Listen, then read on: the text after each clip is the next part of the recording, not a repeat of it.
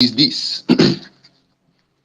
When this election started, a lot of people, my Biafran brothers, they were complaining about the directive given by Simon Ekpa to people in the southeast not to participate in the election. They said, how are we going to make our point known if we don't vote? They said the PVC this time around matters, that they need to vote. That Simon Ekpa is in Finland, and there is no way he will be in Finland and be giving people that direction whether to vote or not. I laughed. Well, the thing is this. Number one, I'm not in support of stopping people from voting. It's human right. Even while we have our differences and in understanding and everything, we should also respect other people's rights. If this agitation should be all about conviction, letting people see, and allowing them to make a choice by themselves. I told them that it's better to allow the people of Southeast to totally participate in the election. If possible, encourage everyone to vote for Peter Obi, so that after they finish voting for Peter Obi and Nigeria happens to them, they will realize that it's not all about voting. You understand? I said it, nobody should disrupt the election. Nobody should tell anybody not to vote. Let them vote. Let them go ahead and vote. Now, just like I said, look at it. Everybody came out to vote. Some people voted under the rain and everything.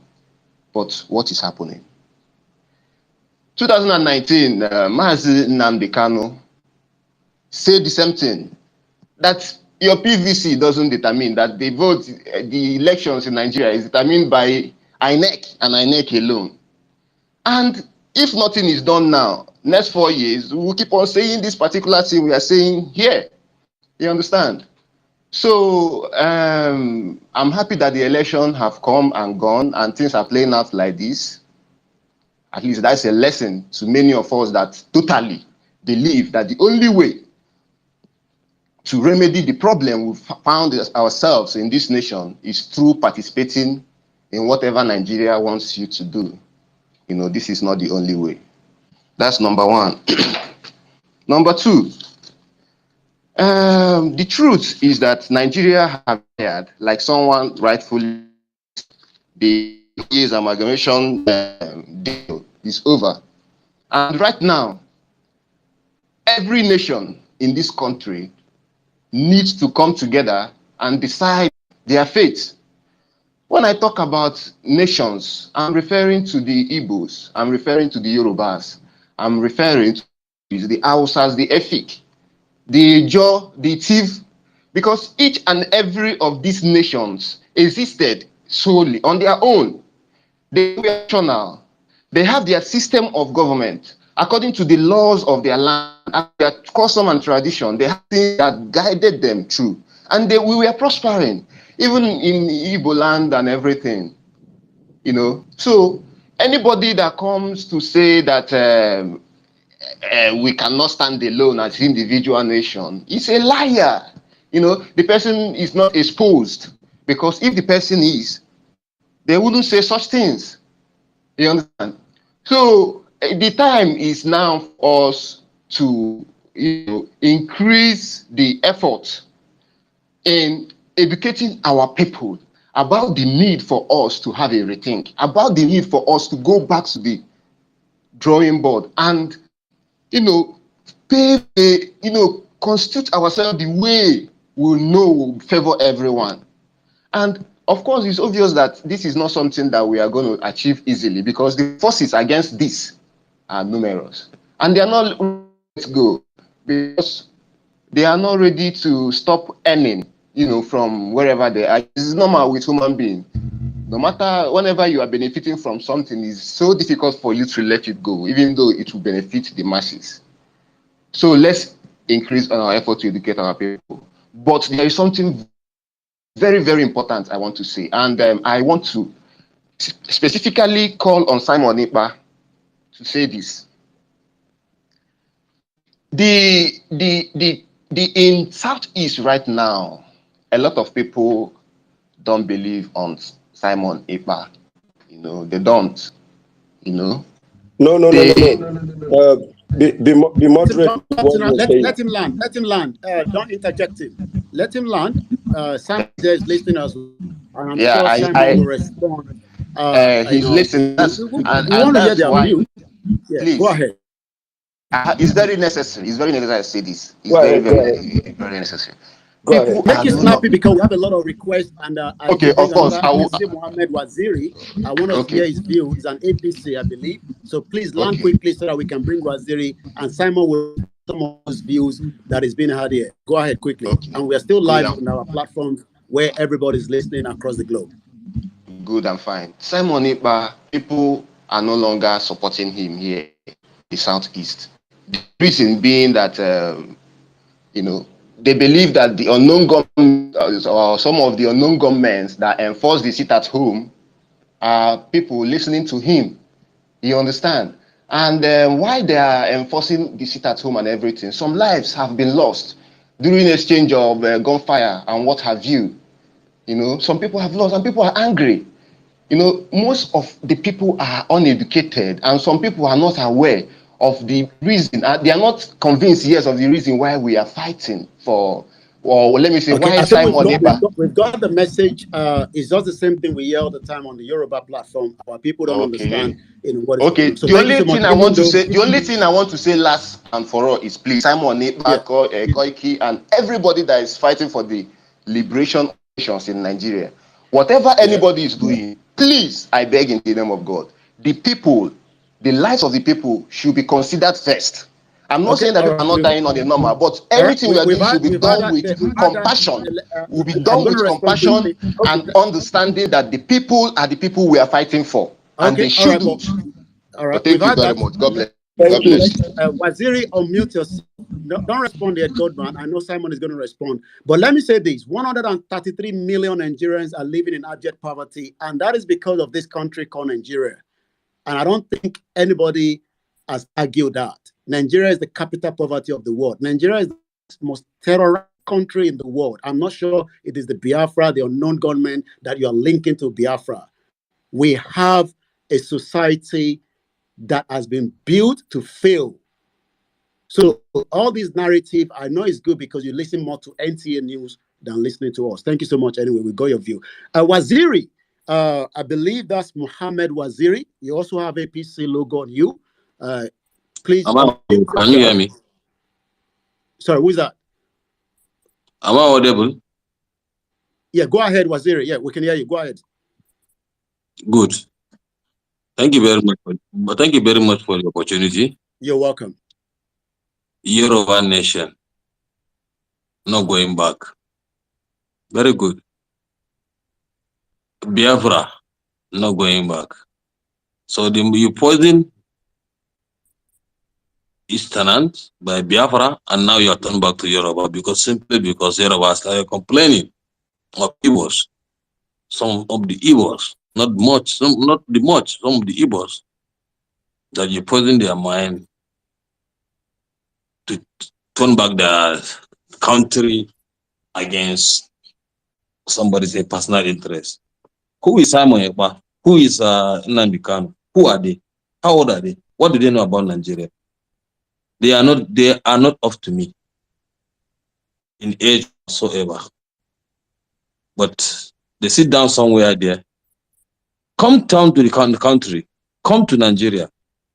If you say you're not if you didn't want the Nigeria, come to the Biafra land that you're claiming to get. Come and live there and fight for their right. If it's their right.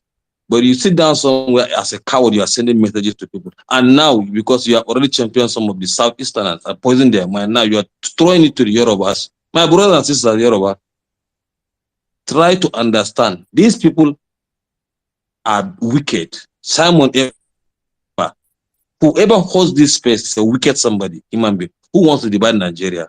And Nigeria will never be divided, whether you like it or not. Well, Nigeria belongs to all of us. If you feel like you are not in Nigeria, go pack your things and leave. We don't care. Okay. But you can't just come up all the space and change people, sending bad news to people sending bad narratives to people. A Yoruba nation, not going back. Who tell you who Yoruba wants to live in? Say he doesn't want Nigeria. Tell me. You do it for yourself. So we don't care. Our brothers want to live in Nigeria. Our brothers belong to Nigeria. Thank you very much Yeah. giving me the mic. I do not know this man that is talking. You know, of course, he said that we don't know the history of Nigeria. He said that who is Simon Ekpa? I want to tell him that Simon Ekpa is the one that God is going to use to divide Nigeria. Simon Ekpa will be more than Usman Danfodio. Do you know the history of Usman Danfodio?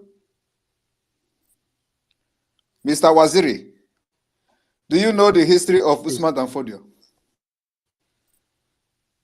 Can you just answer my question, please? I'm not here to exchange word with you. Do you know the history of Usman Danfodio? I do. Is he an engineer? I don't know. You don't know, but you do.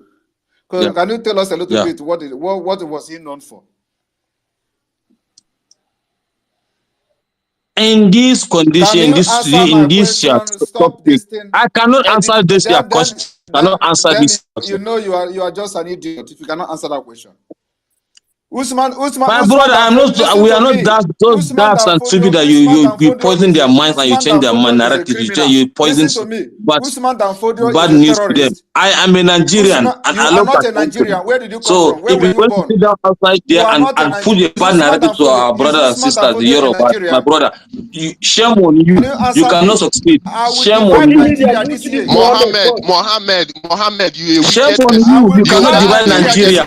Who are you? Mohammed, you are a wicked person. Shame on you. Waziri, you are a wicked person. You cannot. You are a wicked person, Waziri. You cannot explain what is Usman Danfodio. What is he known for? How can you open your mouth and talk rubbish? What do you know about Nigeria? About being one Nigeria? You want to Nigeria? You are spoiling the Southeast now. You want to come to the Yoruba nation. Who have you people are devilish. Are you scared? We don't want you. We don't want you. If you don't want the Igbo nation, then why are you people hell bent on being together with Igbos and Yorubas? Why can't they not stay alone? Why can't they not stay alone?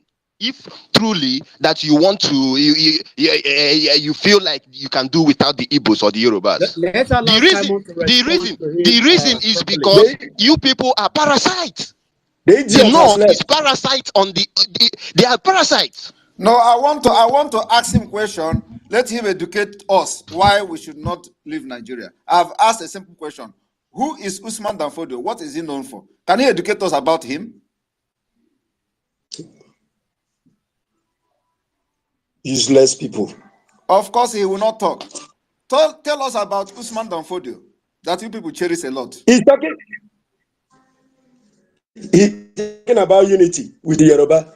Unity. You know, when they see anything that scared them is they see us with the Yorubas, they feel so frightened. Yes. That's why he's here. Oh, Simon is here to instigate the Yorubas against Nigeria. They are so scared.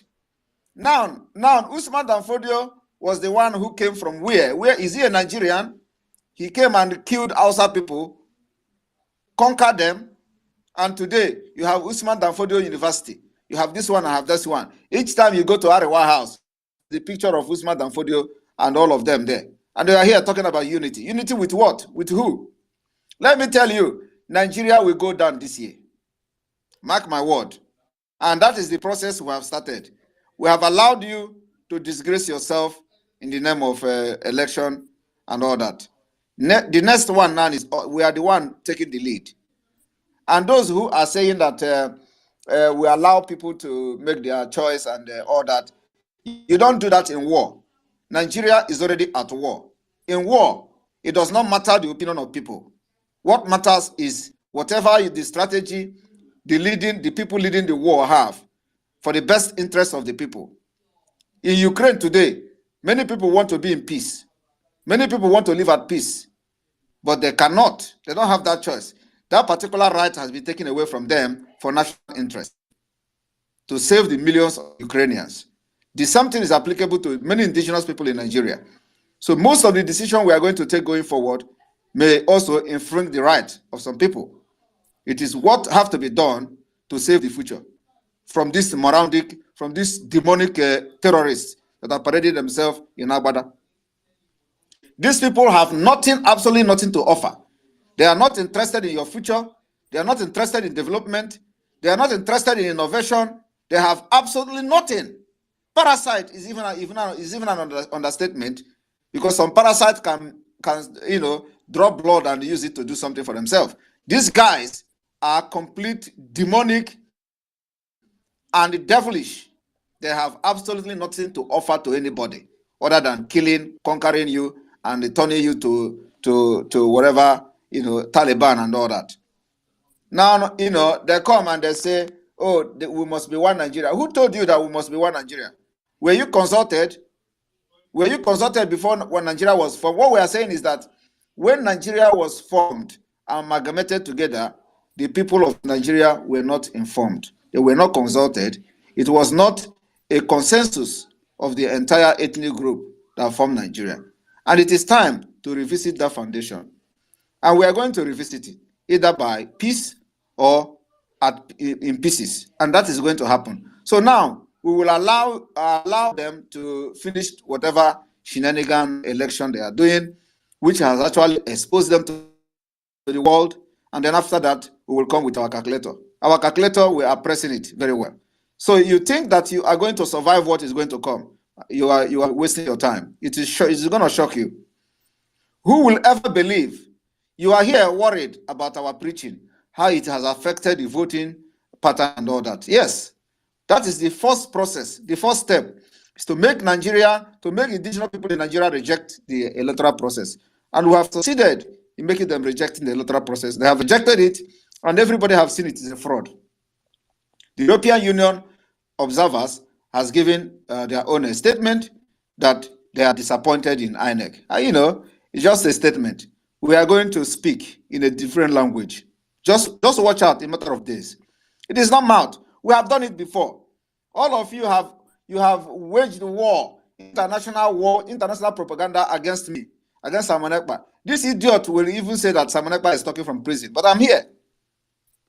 And I'm going to do worse than what I have done before. Just watch and see in a matter of days how we are going to instigate the division of Nigeria. And I'm saying it here. You can record it and post it anywhere. We will instigate the dissolution and the division of Nigeria in a matter of days' time. We have you are laughing. Don't worry. Don't worry, laugh. It lasts. But let me tell you, a lot of people laughed at me. They are not laughing today. Just a few days ago, a lot of people, including you, they were laughing at me. But they are not laughing again. It is no longer funny. I was telling them that this election will open their eye. They thought I was joking. You can imagine in a country of 200 million people, 5 million is leading as in a presidential election. In a country where over 90 million people registered for the voting, only 5 million is leading as for presidential election. It should be a shame. But let me tell you, those people that you have disenfranchised, those people that are angry, we are going to carry them and join our own anger. And you are going to see the flame that will, rise up in a matter of days. Watch and see. We are going to instigate it. I'm not saying you should do it. I'm not hiding it. We, the Biafra people, and Simon Ekpa will lead from Finland. Watch and see. I want to inform you that the time of using terrorism to intimidate people is over. We have trained Biafra people. Biafra people are ready. Do you know how we are fighting you, dealing with you in the East? Go and ask question. We have defeated you, defeated your army, defeated your police. We'll continue to defeat all of you until we find you no more in Biafra territory. You don't know what I'm saying. Go and ask the National Security Advisor how we are dealing with them in the East. How many soldiers have you deployed in the East? How many came back? Every time you deploy 3,000 soldiers, where are they? You know when they go, but you don't know where they live. We'll continue to defeat you. Before the end of this year, Nigeria will dissolve. Mark my word. Terrorist idiot. So, go ahead. Thank you so much, Simon, for that response. And you can tell that the Fulanis because I'm very sure that is not even an Hausa man. He's a Fulani man under the APC, running a papa in the Yoruba land, controlling our territory, wants to take our water, and coming to tell us about one unity in Nigeria. And this is for the Yoruba people. Sherry reason we are fighting one common enemy. There are so many of them like that. You know, some of them just have the balls. We allow them to come and talk, but you can tell that this is how they are thinking in the north. That the Yorubas and the Biafra are working together. Put on mic, please. Access stop, please. Put on mic, please. Access stop, please. I know he still wants to respond, but we're not going to take him right now. There's so many other people that want to speak, and I'm going to hand over back again to our co-host. We are still taking calls from here, so that means that by the time I have a call, I will probably slow down. But for now, let's allow more people to speak. Waziri, you're not going to speak for now. You have actually spoken. A response has come, but give us more time to allow other people to speak. Nigeria needs to break. There are countries that are smaller than Osun State. Osun State is 4 million. Lithuania is 2.8 million. So that means I can have in Ondo State 18 local governments, 18 airports. We can still be friends, but I will need to know, just as you want to go to America, whether you're a criminal, you're a terrorist, and that way we can restrict you from coming into our territory. But right now, as I tell to our people, everybody can go everywhere they like, because that is the way it has been structured. So I'm going to give it back to our co-host. I'm a Hausa man. Okay, what's the name? My name is Abubakar. You can see my profile there. I don't even know where you are right now. You don't need to know. You okay, asked, Abubakar. What's my name? Yeah. I said my name is Abubakar. You can see it on my profile. You don't have to be salty. Calm down. Abubakar, calm down. Calm down now. Yeah. We never fight now. We never bring AK-47 out. Okay, Abubakar, yeah, I can say. I just want to see who is speaking so I can know from my phone. But I can now see. Go ahead, Abubakar. We can hear you. Okay, I just want to respond to some of the points, previous speakers. Okay. One of them asked the question, why can't the North let you go? The other one made reference to the fact that Nigeria was formed when Nigerians were not informed. On that, I want to agree with him. And let me just say this. I am from the North, and I'm a Hausa man. Believe me, if you can interview the youth, we don't have problem with anybody who is willing to leave Nigeria and leave the country. I mean, the speaker, the spokesperson of the Northern Elders Forum has made it clear that if Southeast or any part of Nigeria wants to go, they should be allowed to go without a bloodshed. Nobody wants to die for anything. Do you think as a youth in the North, I am happy to be called a terrorist or to be called a parasite when I am housing hundreds of thousands of Igbo in my own ancestral land? Who is feeding you with this false information? If you are really mean to go, you don't need to cause chaos. Recall your people back. Talk to your representative, make a referendum, exit the country. Nobody is looking for violence any longer. We can separate peacefully. I don't see Nigeria remaining one as a favor to me from the North, just as it is not a favor to you from the East.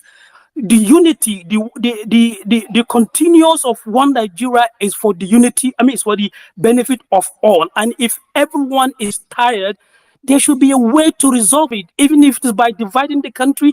Let's divide peacefully. You don't have to call for violence. You don't have to do that. Other countries are separating peacefully.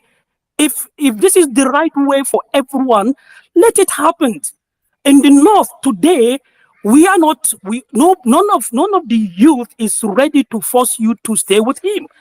I'm speaking as a Northerner, and I'm a Hausaman. If you think Muhammad is not Hausa or is a Fulani, I am Hausaman. My name is Abubakar. I can translate and repeat everything I said using Hausa language.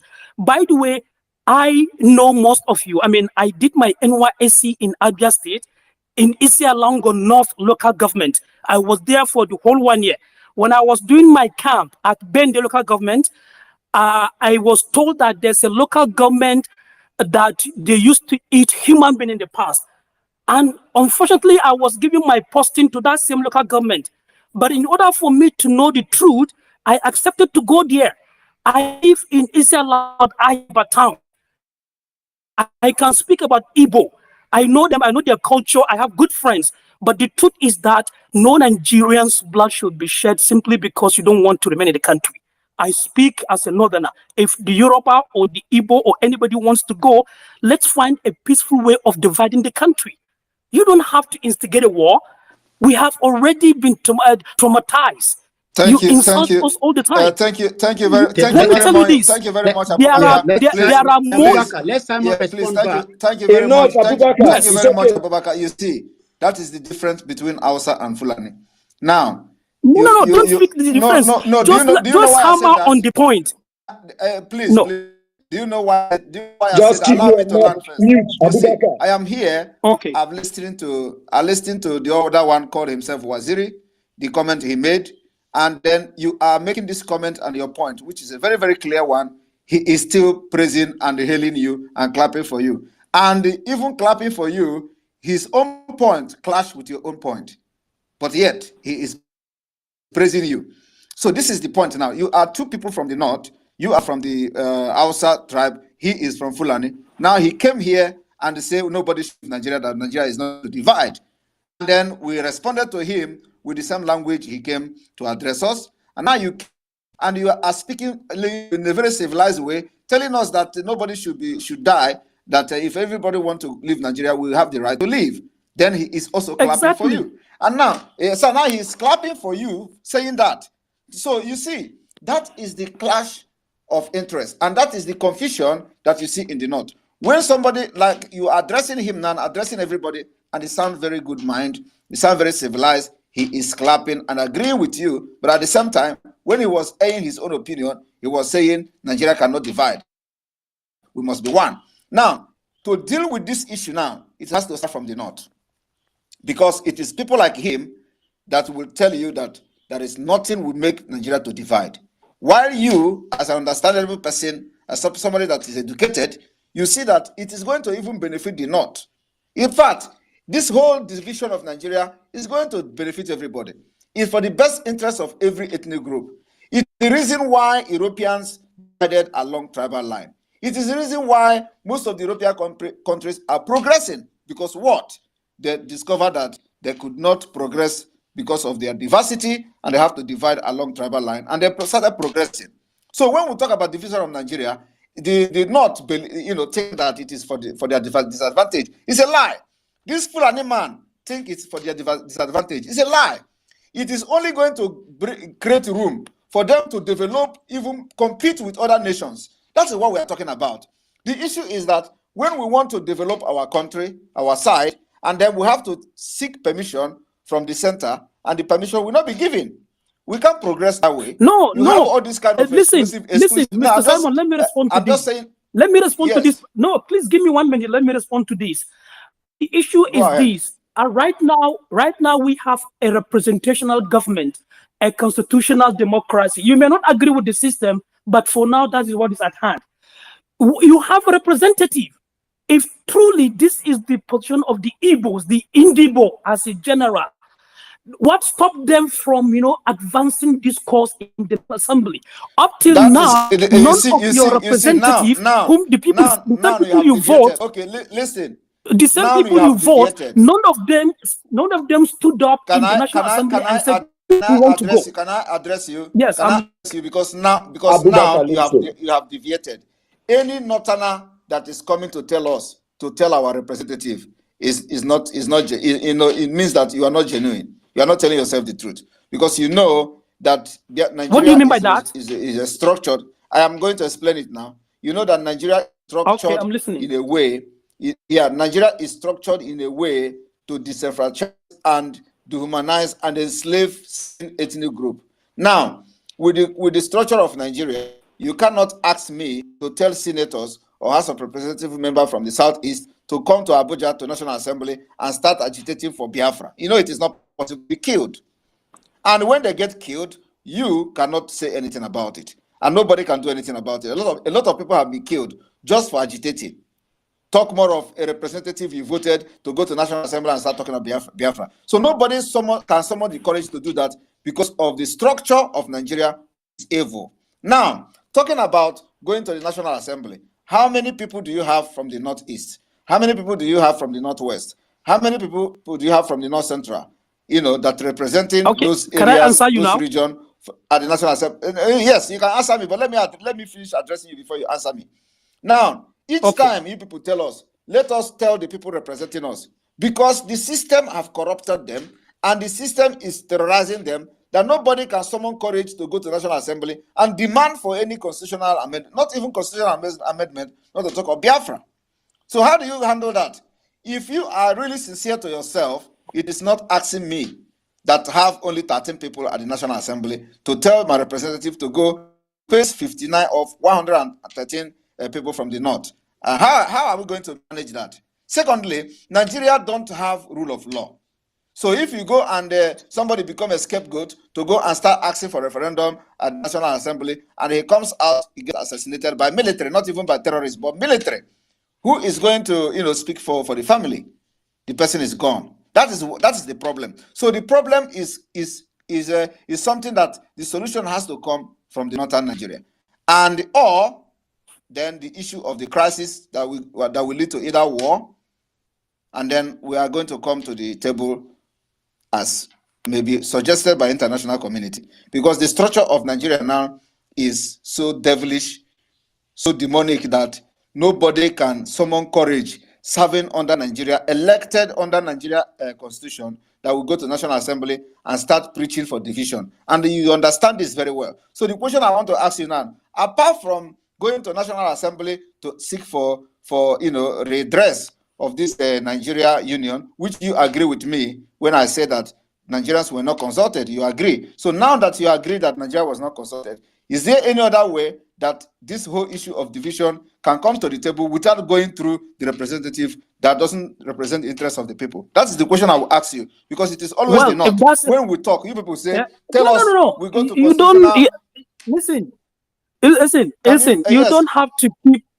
You don't have to keep, shifting blame to the North. If you go back to the history, we have to. No, I will have to. That is the point. No, you don't. You don't have the facts. So do you know why? You don't have the facts. facts. The blame will always go to the North? Do you know why the blame will always go to the North? Because of the structure of Nigeria. From the beginning, North have benefited more. From the beginning, the British rigged the election, the first election in Nigeria. They rigged it in favor of the North. So indirectly or directly, okay. When you say they, meaning who? They meaning who? They meaning who? The Britain, yes, the British. Okay. So yes, and now because of the terrorism that they used against the British in those days, because we have the fact they were attacking them and they were killing each other, and because of that particular terrorism they used against the British rulership there. They fear them and they embrace them more than us that are peaceful. So for that reason, when the first election took place, they rigged it in favor of the northern Nigeria. And that has actually shaping the Nigeria that we see today, that have helped this impunity that we see happening today. So if anything is going to happen, it has to also come from the North. That is why whatever the South do, they will always go to North to get a blessing. And that must stop. With that kind of structure, we are going nowhere. So if you want to, and if people understand this very well, because you are an educated person, you understand this, what I'm saying very well. That's the reason why whenever we talk about this dissolution, you tell us to go to our representative, where you know that our representatives are more allegiance to the North than even to the people they represent. So the question I want to ask you now is that, what else do you think can be done, apart from asking our representative to go to the National Assembly, which you know it is not possible? Well, for me, if that's a question to me, I believe in the power of representation. I don't believe there is anything impossible for a representative to stand up before the cameras. If you are telling yourself, no, there is listen, like power. You ask me a question. Allow me to respond. You can choose to agree with me or not. For me, I am still telling you. What else? I say what yeah, else? I'm coming to that. I'm coming to that. What will you do? Because you claim you don't want to waste life. You don't want to waste blood. Nobody wants to waste blood. Nobody wants to waste life. But you people are the ones wasting blood. For me, from the North. Okay, you are our blood from the North. So no. Come on. in my own grandfather's you are the house. one wasting our blood. Listen to me. In my own north. grandfather's house, grandfather's house, I grew up with Igbo family. They are still there. We've never had problem with them. What can be Can done? you say What the same history? thing? Can you say the same thing? So, yes, in my own grandfather's house, I grew up with a family of Igbo. They are still there. We've never had a quarrel. So, the North has been. Don't you know that in any city in Igbo land you have what we call Oba I'm Hausa, telling you, the where North Hausa people is were the given, second. and I'm telling you now, part of my own, that we give land to Hausa people where they live. So it is the same. So the question I'm asking you now is that what can be done? But it's wrong for you to say. It's wrong for you. I cannot answer that for you because I'm not. Abubakar, please mute yourself, please. Abubakar, mute yourself for now. Let me answer him and then I will leave. Let me answer him and then I will leave. Let me answer his question and I will leave. Mute yourself first. Just mute yourself first. Okay. You have been talking. Just mute yourself first. So is there anybody here who can give, Abubakar? I think Abubakar needs to answer this. What else can be done other than telling us to go through our representative that doesn't represent the people because of the structure and the fear that the northern Nigeria have created and made nobody to rise up and speak for the people they represent. So this is the problem. And if you can't answer this and address it and bring a different solution, it means that you people are deliberately, shedding the blood of Biafrans, because the people that are killing us are also from the north. When we say we want to leave, for example, Mazi Nnamdi Kanu is being detained now by Northerner. He's not being detained by an Igbo man. He's not being detained by a Yoruba man. He's been detained by a Northerner for asking for the right to self-determination. And a lot of people have been killed because of that. Who are the one killing them? Northerners. Who gives order to kill? Northerners. So why are you coming here pretending as if you are for peace? You are not for peace. If you are for peace, it is either you profile a different solution. How do we disintegrate this evil entity and so that people will not be killed again by the order from the northern Nigeria? Thank you.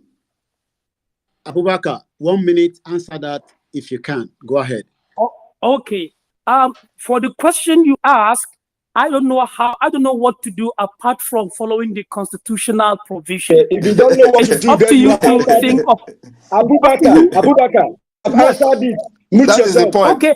Thank you very much for that honest. Let me say thank you, Abubakar, mute yourself. I will be happy if you can leave Nigeria. Thank you. I'm happy for that, Sorry? but make sure you don't mute this guy. Mute this guy. He has answered the question. He doesn't know what to do. Thank you very much. I don't know. I told you my mind. Mute yourself. In fact, keep your mic to yourself. You can meet him. You see, I am very, very happy. Okay. That is why I love Hausa people. I'm very, very happy for that honest answer. You see, that is a very honest answer that comes from the heart. And there is nothing you can do about it. And that is Hausa people for you. They are good. We don't have any problem with Hausa. He said he don't know what to do. You see, that is the because of we understand this problem. It is a deliberate structure that was created to conquer Nigeria so that everybody will not know what to do. But we are the only people that know what to do, the Biafra people and the Yoruba nations that are agitating now. And that is why we say that, because this structure is very complicated. When we talk, they say, give the people that represent you, tell them to come. Now we are saying that since the structure is so demonic that the people that are voting to represent us don't have the impetus because of the fear of being killed. We say we are not going to vote anybody again to represent us, because the next thing they say is that tell the people that are representing you at the National Assembly to pack their load and leave. Tell them to resign. Tell them to go away. And then they are not going to go away, because if they go away, they're going to be killed as well. So what are we going to do? We say we are going to adopt a different systematic way of airing our voice, which is making sure that we do not elect anybody to go and represent us again within Nigeria state. Let everybody stay and fight. So say, oh, I'm in Abuja, they come to kill me because I advocated for Biafra. So in the next coming election in Biafra land, with the governorship and whatever, we are also not going to validate anybody. We are not validate Nigeria. It's going to start from there. And because of the chaotic situation we have found ourselves, I want to remind you also that ECOWAS court still have a case for referendum pending. So if everybody knows something, which the Northern elders were part of this suit, and most people from the indigenous people in Nigeria have also joined the suit for referendum at the ECOWAS court. So if you really are sincere to yourself and you really want to, end Nigeria without bloodshed, what do? You make sure also that you have a role to play by making sure that those people in Northern Nigeria come to understand that the only way to divide Nigeria for the benefit of everyone is through the ECOWAS court, which will now mandate the referendum, which will now mandate Nigeria to conduct a referendum to avoid bloodshed. This is the only way. If not, there is no way you are going to avoid the bloodshed, because there is always war before freedom. So for us to divide peacefully without any bloodshed, let every Hausa person that is very sensible support the referendum, that the case is now pending at the ECOWAS court. And our actions, what we are doing now is that our action, we are going to enter, in a matter of days now, we facilitate and necessitate the ECOWAS court to swing into action and do the needful. In case if that is not coming, then we will be expecting it from the other higher level, which is from the United Nations and other international communities. Thank you.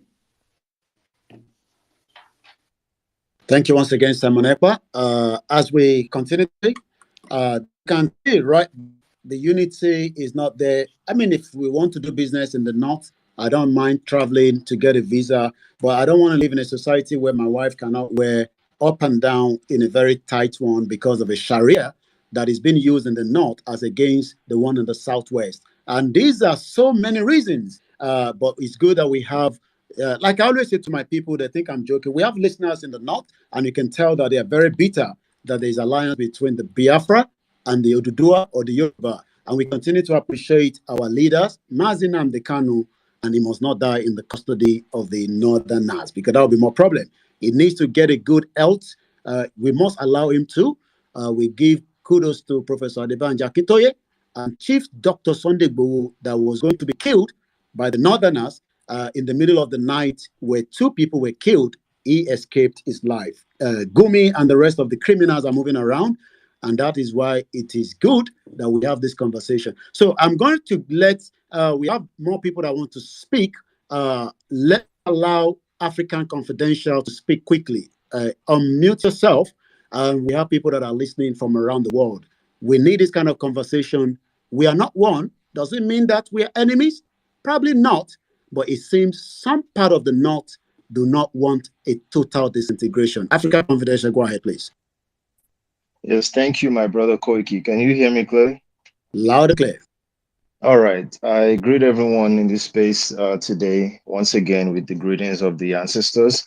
I'm so happy to be among you guys. I'm so glad to share a platform with Koiki and, Simon EKPA and other great people. I want to actually focus on the Yoruba obedience, people who call themselves obedient. You see, at some point, you guys need to start using your head. At some point, you need to start reassessing, these words they throw around to kind of trigger your emotions, unity, diversity, things like that. You see, everyone wants unity. But you see, unity is a positive word until it comes to Nigeria. When it comes to Nigeria, it's evil. But I will explain that. What you are having sleepless night over today is what many of us have been warning you about. You see, we warned you that this system was rigged against you already. But, you guys want to crucify everyone. You spread all manner of propaganda. I remember sometimes when during Koiki's broadcast, you will see someone just comment, well, every time Koiki would be hammering on no election, you guys, you should not allow elections to hold. You would just see someone comment, well, why don't you come down to Nigeria and stop the election? Now your papa won't stop. Comments like that. You start hearing things like, should we just fold our arms and do nothing? I trust our army. They will deal with you guys. Well, I guess what, you didn't fold your arm now, and now you're having sleepless night. Now you're having headache. Now you trust your army, the same army who killed you, with impunity and got away with it. Now you trust them. And now you saw people get, snatch ballot boxes. You saw people, disrupt elections, but the army was nowhere in sight. And now you're all over Twitter asking, okay, where are these people? Where are these army? Guess what? Once they show you what Nigeria is, go out and say you want to protest, then you get your answer about what the army were there for. But that's besides the point. A lot of you I see are kind of hell bent on, fighting against Tinubu, or you dislike Tinubu. But where does that lead you? Nowhere. You see, because Nigeria is a dead end. Some of you don't dislike Tinubu like many of us, but fighting him, just focusing all your energy on fighting Tinubu is leading you nowhere. Because at the end of the day, you still face that same system. That's why we keep pushing this idea of disintegration, because that's the only solution. Now, the new one is, okay, yeah, Simon Ekpa is another one. You guys spread all kind of propaganda. You saw a picture the other day, he was interrogated. You made it viral. What does that lead you? Nowhere again. But now, very quickly, tribalism. That's another one you guys have started talking about. And then you said tribalism, when it's a shame that a lot of these celebrities are spreading, focusing on tribalism and all of that stuff. But tribalism is not the issue. Tribalism itself is only a symptom of the actual problem. So the problem is the forced unity we are in as a so-called country. You see, Britain, that created Nigeria itself, has 4 countries within it, and they understand the problem with forcing people together. They have 4 countries. They have, I think, Northern Ireland, the UK, Irish. What's the country, and one other one, Wales. So, but if they were forced together to stay in one country under one government, there will be chaos. There will be what you call tribalism today. You see, so but right now you have nations, you have the Hausas, you have the Yorubas, you have the Igbo, you have so many people forced together with one government, and even these Northerners telling you unity, this and that. Unless they want to be hypocritical, they have their own, let's say Nigerian, so to speak, are not as strictly enforced in the north as they are in the south. So, and you are in the same country. But anyway, long story short, the disintegration of Nigeria is the only solution to your problem. Tribalism is not the problem, it is the symptom of the problem. Your nation is the only way. You need to start supporting Sunday Igboho. Stop this nonsense talk about political talk, this and that, or Simon Ekpa is a terrorist. Nobody is a terrorist. We are fighting a terrorist state. Okay, so we are fighting for freedom against the terrorist states. So that's all I have to say, and I'm just going to yield the mic at this point. Thank you, Koki, and everyone. Give it back again to our co-host, Goldman. Let's start bringing more people in, and let's time them. We're still taking calls, like I said, but because we have so many people that have already, maybe we should just take one call so we balance it. So I'm going to take one call from here, but please, when I come back, let's give more people to speak quickly. Thank you so much, African Confidential. Go ahead, our new caller, I believe from Dublin. Go ahead, please. You're live. Yeah. Hello, Koiki. Hello, everyone in the house. Go ahead. Thank you for giving me the opportunity to speak. And Yoruba nation, Biafra nation, no going back. I want to thank Mr. Simon Ekpa for all his effort, all he has contributed in a positive way, and giving back to people the positive energy that there is no country in this world or no place in this world that can be separated from one another or that can be disregulated from each other anyway. You understand? We just say this. Nigeria is not from God. Nigeria is from human beings. British created this problem so that we all will not understand each other. Why we are not understanding each other, that's when they are happy. Because we are sad, they are happy. And what I will say to the North, like what the other guy says, Mohammed or whatever, because he doesn't know the history of Nigeria. He doesn't know the history of Usman Dan Fodio. Usman Dan Fodio is a terror. He was a terrorist. He is a terrorist. And because they continue his legacy, they are all terrorists. You understand? And what they want to do to us is to kill us and take over our land. And someone is telling us to go to the House of Assembly, to take a House of Assembly. not here to speak or to babysit anybody or to babysit whoever that wants to die should go and die. If the death will make us to have our freedom, let us do it. Let us do it. For 62 years, or how many years, we've been saying it's going to be better, it's going to be better. Up till now, it's not better. And people are saying, allow Obi to do it, allow Tinubu to do it. Is that when it's going to be better? It's like we are sick upstairs. The people are sick upstairs. They don't know what we out there are passing through. And we are just telling them, look, you guys are walking into destruction. You are walking into destruction. Every 8 years, you keep saying it's going to be better. When is it going to be better? And let me tell you one more thing. The Northerners are not ready to leave Nigeria. All this one they are saying is just a word of mouth. They are the one holding us because they are parasites. They are evil. Evil. But tell us what to do. And I will say something again. Look, we have to use madness to fight madness. We can't ourselves and say, oh, we are educated. Look, let's leave education outside this. That's it. Look, That's it. Fighting to survive.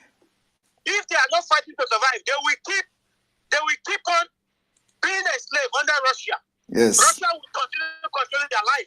But I will tell you, what they've started, they will end it one day and they will be free. And we have to pay the price. Yes. I don't care. We have to pay the price. We have to. I don't care in any form. If it's to kill each other, the Hausas cannot confront us. If the war started today, we are the ones scared. They are scared, but they hide it inside the house. But we are scared, we are showing it outside. Exactly. Let's kill each other, and we can get our freedom. Without this, they will not give us a freedom on the platter of gold. Exactly. Because why? What they are getting from us is what they are using to survive their life. Yes, I agree with you. We have to fight. Forget about UN. Forget about AF or AN or West Africa. Whatever Africa. Is there any country in Africa that is good? Is there any country in Africa that is good? Tell me, which country? Which country? They are all the same. Don't let us depend on them. They are all fucking people. Don't depend on any fucking leader in Africa. Don't depend on them. We have to fight it out. It's not about diplomacy anymore. From what you people have been on diplomacy up to today. So until we all die, we that we are speaking now, until we get old and go to our grave, we will still be on diplomacy. Let's do our children. Seriously, I can't wait one more day in Nigeria. I don't want to spend one more hour to be part of Nigeria. I hate Nigeria. God punish Nigeria. God bless Yoruba nation. God bless Igbo nation. Thank you. Thank you very much. Thank you very much. I return it back to those of you on the Twitter space. Yes. Go ahead, Simon. Thank you very much. And my brother, you just spoke very well. I just want to encourage everybody, that is following us on this disintegration, follow what we are doing, the directives, and what is going to come in coming days. Believe me, the opportunity is here, and we are not going to take any chances. So just follow Biafrans. We are going to take the lead. And so we are just encourage you to follow what we are doing, follow directives, and once it starts happening, it will be everywhere. Thank you very much. And we have this Kayaga, her hand has been up to the host. Yes, Kayaga. Okay, Kayaga, you can yourself, please. Your mic is noisy. Yeah, the mic is really noisy. So I've been listening to this space for a short period of time. I feel like I have a general understanding of the discourse that's happening here. Thank you for giving me the opportunity to speak. I, in fact, hosted a very similar space 2 days ago, actually, in regards to separatist movements in Africa and how, I feel like it could benefit a lot of African nations. So the first things I wanted to say that I wholeheartedly support separatist movements. And the reason why I support separatist movements throughout Africa is because it's very hard to put such a diverse and different group of people, you know, under one constitution and one governance, and have, you know, a specific political powers and leaders serve the interests of every single person. A lot of these different groups of people have a lot of common, but they also have a lot of differences as well. And I do think that, putting these different groups of people into one country was a strategic effort to monopolize, our resources, by Western forces that came and colonized our countries and created these borders and forced us all into just one country and under one identity. There's also differences in, religious aspects. There's differences in culture, linguistic differences, genetics, ancestry, and things like that. So I do think that, Africa could become more united if we kind of separate, because the reason why there's so much tension in these countries right now is because, people are not getting along, right? And, there is a lot of selfishness and lack of integrity in, people who have political seats of power.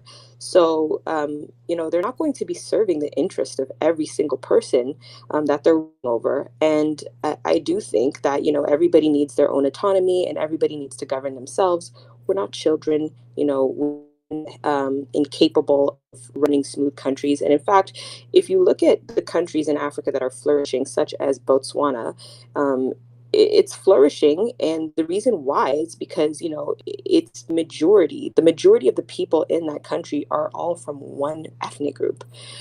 So I do think that a separation referendum is necessary. We've seen it with Ethiopia and Eritrea.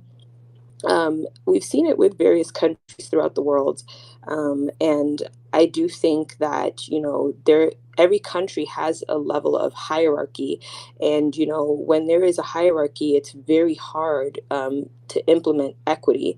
So I do think that separation is very necessary, especially from those groups who have been marginalized in the past. But of course, Western influences and powers are not going to support that, because then it kind of disintegrates the monopoly that they have on our resources, which is really what all this is about. This was never about democracy or civilization. It was all about extracting our resources. And it was a strategic effort by the British, French, Dutch, and various other colonists within Africa who, when the scramble for Africa did happen, and they were coming in and creating these colonies, it was very much about the industries that we do have. So I do think that we are capable of separating and having unity. I think that to insinuate or assume that we all have to be in one country together in order to be strong, I think it's a one-dimensional way of thinking. I think that a lot of people think too little of Africans, and you're just reinforcing those negative stereotypes about us not being civilized and barbaric. And this is a new generation. Like, we are. This is a young and fresh generation. We're not repeating the actions of our ancestors. And I think that going forward, I look forward to it. I think that it's possible.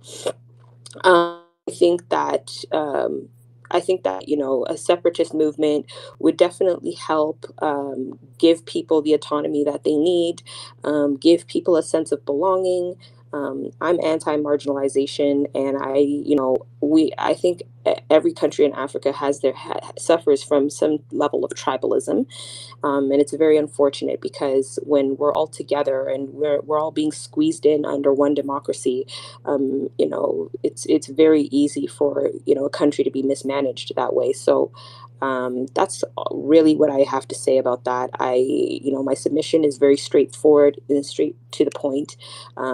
I do think that the reason why European countries have this high, this strong sense of unity is because if you think about it, the people in these European countries are not a diverse group of people. They're all the same. They all have the same ancestral lineage. They all understand each other and they relate to each other. They all speak one language.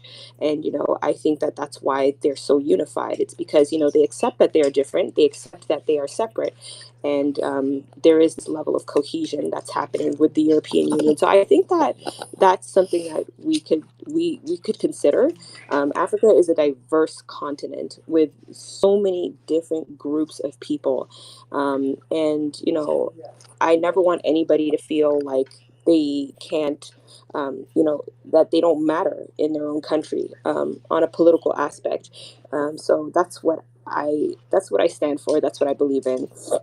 And I wish people would stop, reducing us to these like barbaric people who are incapable of running our own countries and running stable economies. Like, we can do it. Like, there's who's to say that we can't do it, and who's to say that everything has to resort to violence.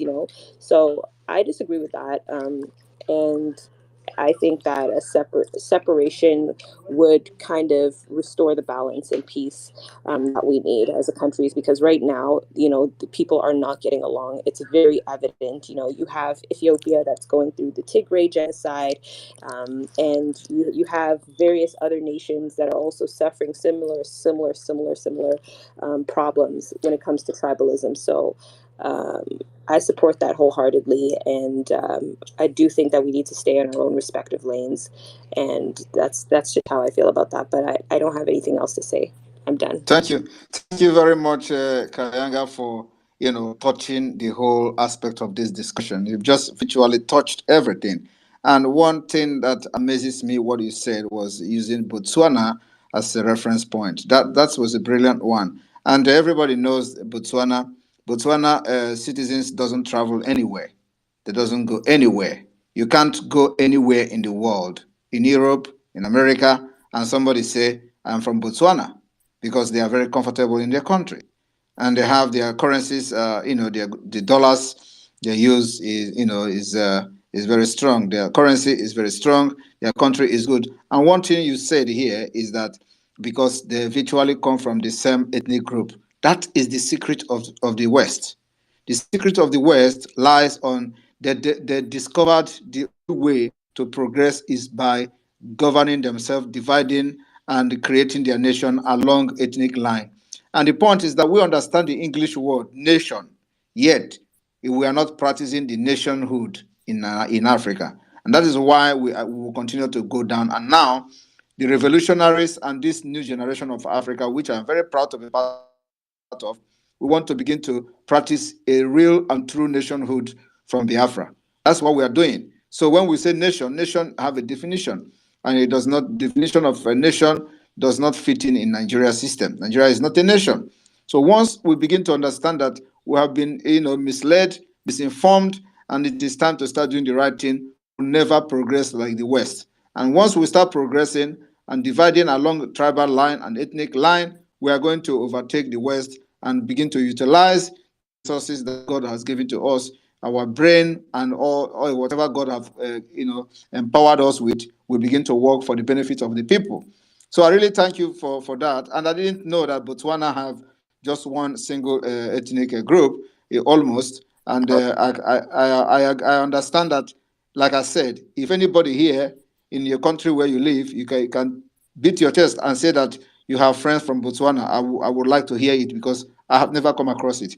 And I know that they are doing very well. And it's a tale as old as time, right? Because even if you look at the Rwandan genocide, like, why did that genocide happen? It's because, when the West came in and established a democracy, they propelled one group over the other group, and they put them in political seats of power and gave them a lot of leverage. They gave them a lot of military power, and they backed them. And that's why there was so much political unrest in Rwanda, to the point where it led up to a deadly genocide.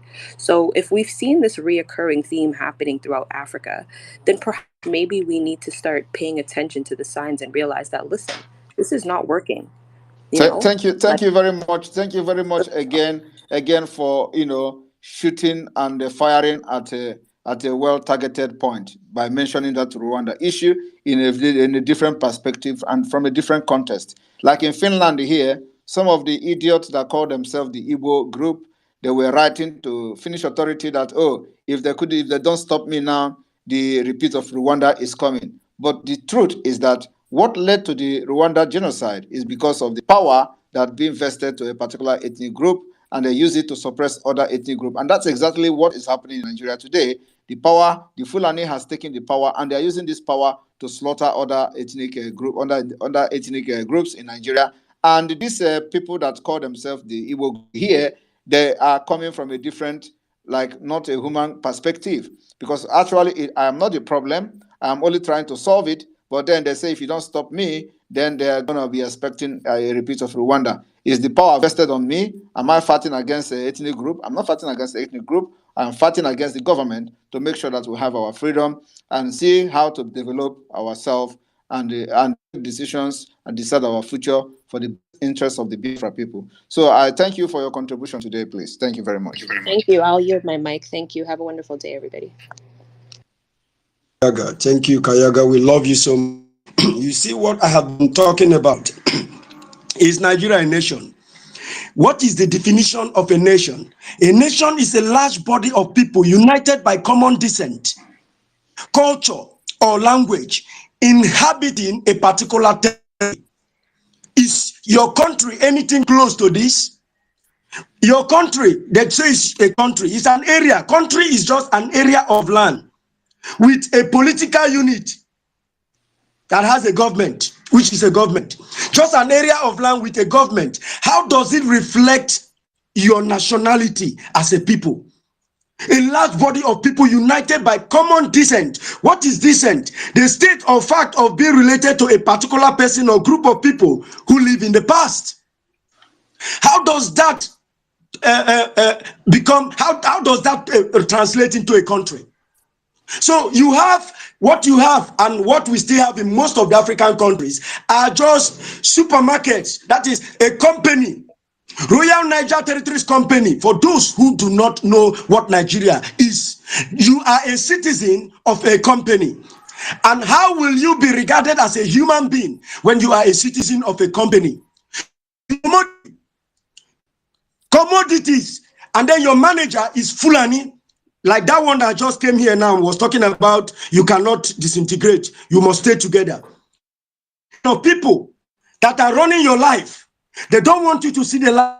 They just want to remain the way you are so that they will complete what they have for you. We must proceed. We must proceed. Koiki Media, my co-host, are we still there? Yes, I'm still there. There's quite a lot of people. I believe Yongi, could you unmute and let's because there's still 65 requests, 1,800. Thank you so much, Simon Ekpa, in your very busy schedule and this hour of the day.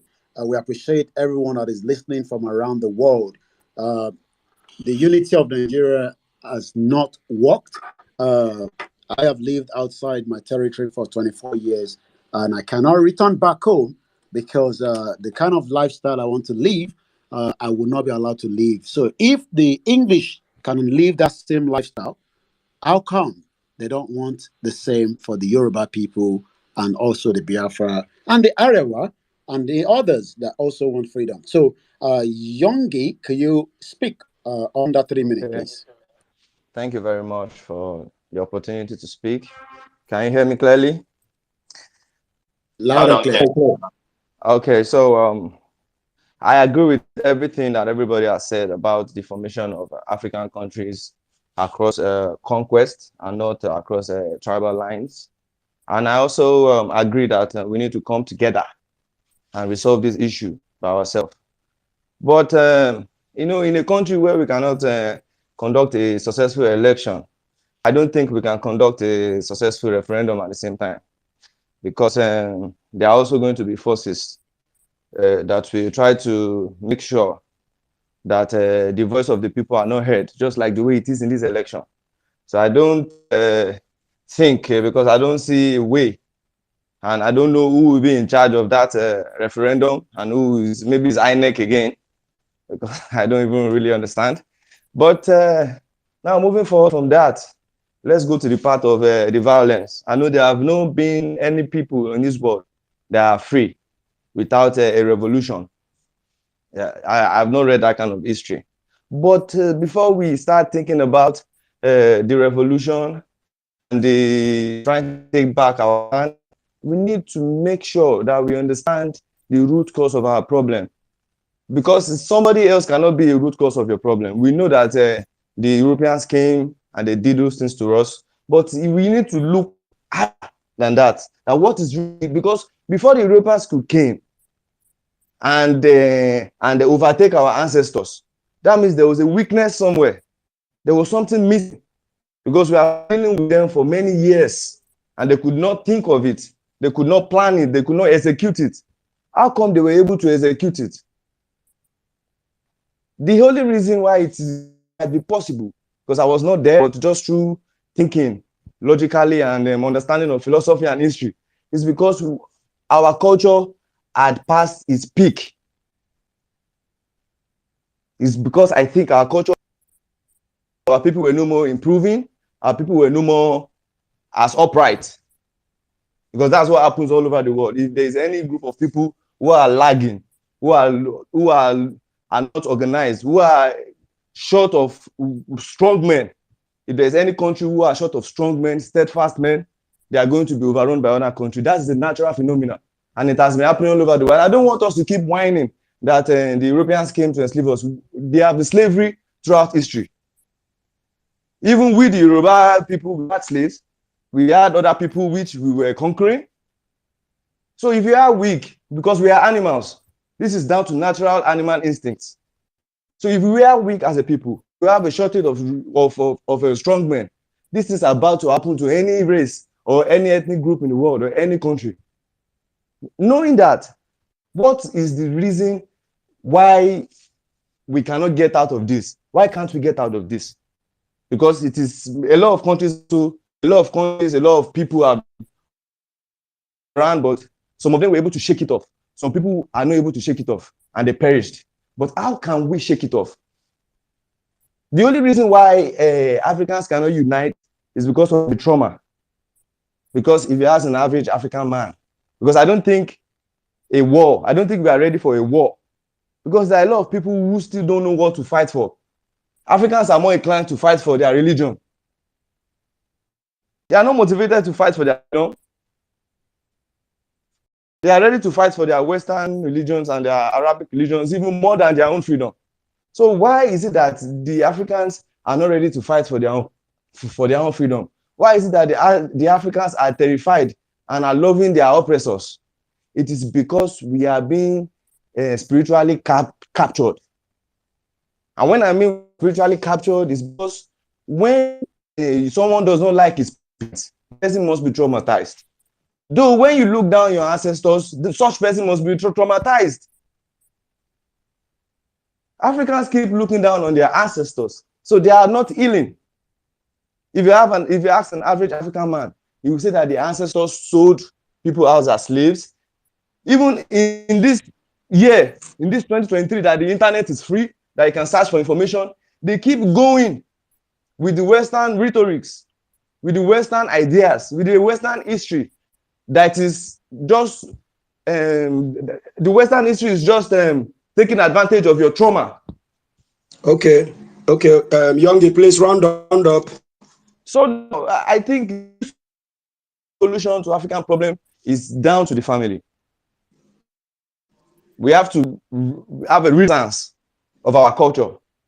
We have to, because the English were dominated by the Romans. That's why we find a lot of words in their language. There are Roman cultures that the English cannot get out of because of the long domination. So there are some that we cannot get out of. We just have to think about our culture, bring the size of our culture, and look at what we've learned from the colonizers. Bring to form a new identity and a better Africa. Thank you very much. Thank you, Young. Thank you so much, Mr. Yongi, and thanks all our listeners. Thank you, Samoepa. Thank you, the good mama. All right. Yes, the youth are feeling the heat. Everybody are feeling the heat. There's tension in Nigeria. There's tension everywhere. Yeah, we have been before the election. We have been educating people. We have been doing the grassroots awareness about the amalgamation, about how they've been fooled, how they lied to us. But it was just a pity that a lot of youths outside there, a lot of the obedience, I don't know to call them. They are not. They don't understand the foundation of the zoo. They are not educated. So now they are all of them are feeling it now. Our identity, your identity matters a lot. Your language, your culture matters a lot. So we have been telling you people that there's a war already in Nigeria. There's a war already in Nigeria. Yeah, no, I can't die. I can't go out to protest. I can't go out for rally. Now, they start organizing. They start coming to the Twitter space now, organizing. They're going to be a protest. If they announce this, if they announce that, then you were telling them that see, there's a war already in Nigeria. Fulani are killing people. Go to your forest. Go to your villages because you are in town. Because you are in Lagos. Because you are staying inside the Port Harcourt. Because you just what's happening in interior places. What is happening in those villages? People left their village to come to left their village to come to the town. All because of what? Because of the killings. But all the journalists are compromised. The Nigerian journalists have been compromised. The TV station of media have been compromised. Is what people be hearing on the radio. But the real information, what is really happening, the people are not hearing it. And we are making our voice to be heard. We are making our voice to try to like explain to them. They are taking us as a fool. They are taking us like, yeah, we are fighting for Biafra. You are fighting for Biafra. You don't have the time. You are fighting for Yoruba nation. You don't have the time. Is it? Some people even ask you, is it possible? How are you going to get your own country? They are fools. Now they are now calling us that we come up for a protest because they are feeling the heat. Yeah, just thank God people now we are passing to them. They are understanding it now. Most of them are on this pace now. They have seen what's going on. It's now they are now understand that it's true. We need to go and separate ways. So this is what Samuel Emeka has been saying. This is what Koiki has been saying. And this is what our father has been saying. Our mothers have been saying. So it's true for us. Like, hello, what happened? if the Biafra can come their own, they can manage their own. Okay.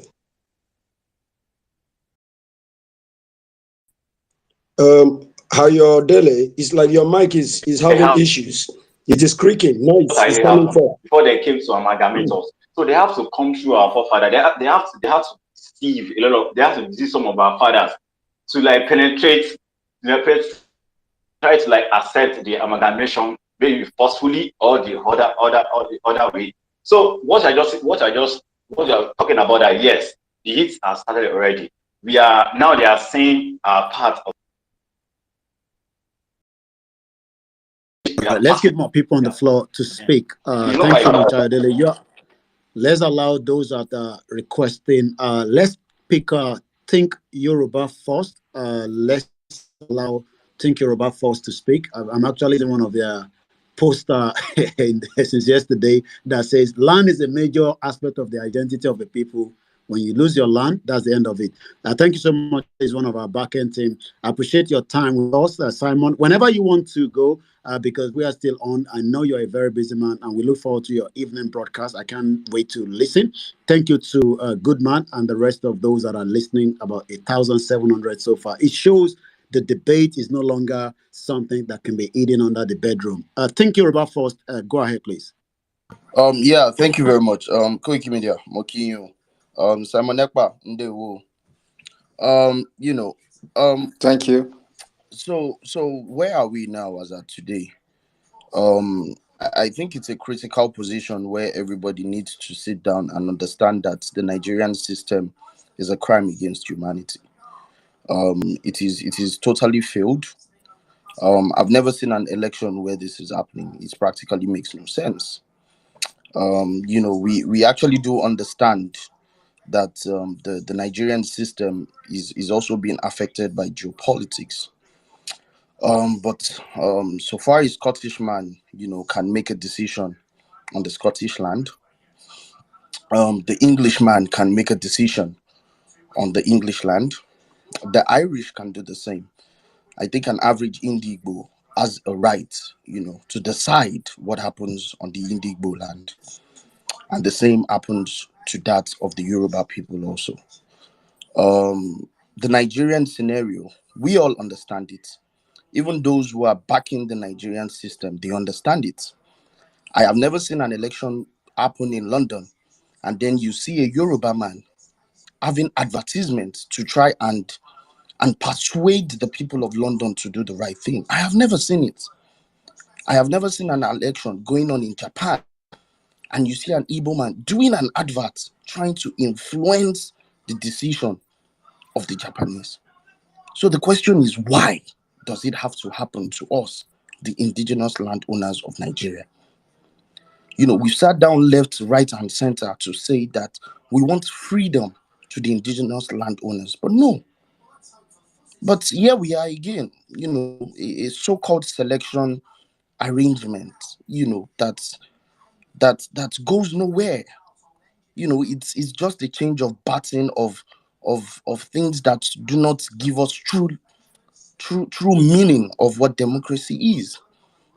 We told our people that 4 years, every 4 years, election under this 1999 constitution doesn't give you freedom. It doesn't give you peace of mind. And once again, the Nigerian system is validating it. Thank you very much, Koiki Media. Thank you very much, everybody. Thank you so much. Thank you, Robert First. Let's bring in, I believe, Noble Educare under 2-3 minutes, please. Speak to us. Thank you so much, everyone on the platform. We'll bring any of you in if we get people to speak up quickly. Thank you, Robert First. Thank you so much, Koiki, and my own boss, Mazi Simon Ekpa, the good guy. The good guy, I salute you. I greet thank you. I greet everybody on the platform. Good man, we met earlier this morning with Dr. Masanga. I'm happy to see you again here. There are many of you that we have spoken earlier. I just want to chip in a few things in this very platform. Please, Koiki Media and Mazi Simon Ekpa, the dragon himself, the good guy, let us ginger all our media warriors to have a proper documentation of all the violence, all this ballot stealing, ballot paper tearing, and the ballot box stealing, including the military helping to destroy the material, the electoral materials. All those things, I spoke in the morning about it, that the media warriors should have a proper documentation, because I'm seeing a time when we are going to use it as an evidence before International Criminal Court against Nigerian government. So it is proper that we do the proper documentation in this election. Especially Simon, they have placed bounties on his head that he must be killed, he must be done this, he must be do that, so that even Finland government can see how fraudulent the government that are persuading them to bring Simon back to Nigeria or bring him down or jail him in Finland can see how fraudulent, how corrupt, how, I mean, the decayed that country is. So it is proper we take note of that.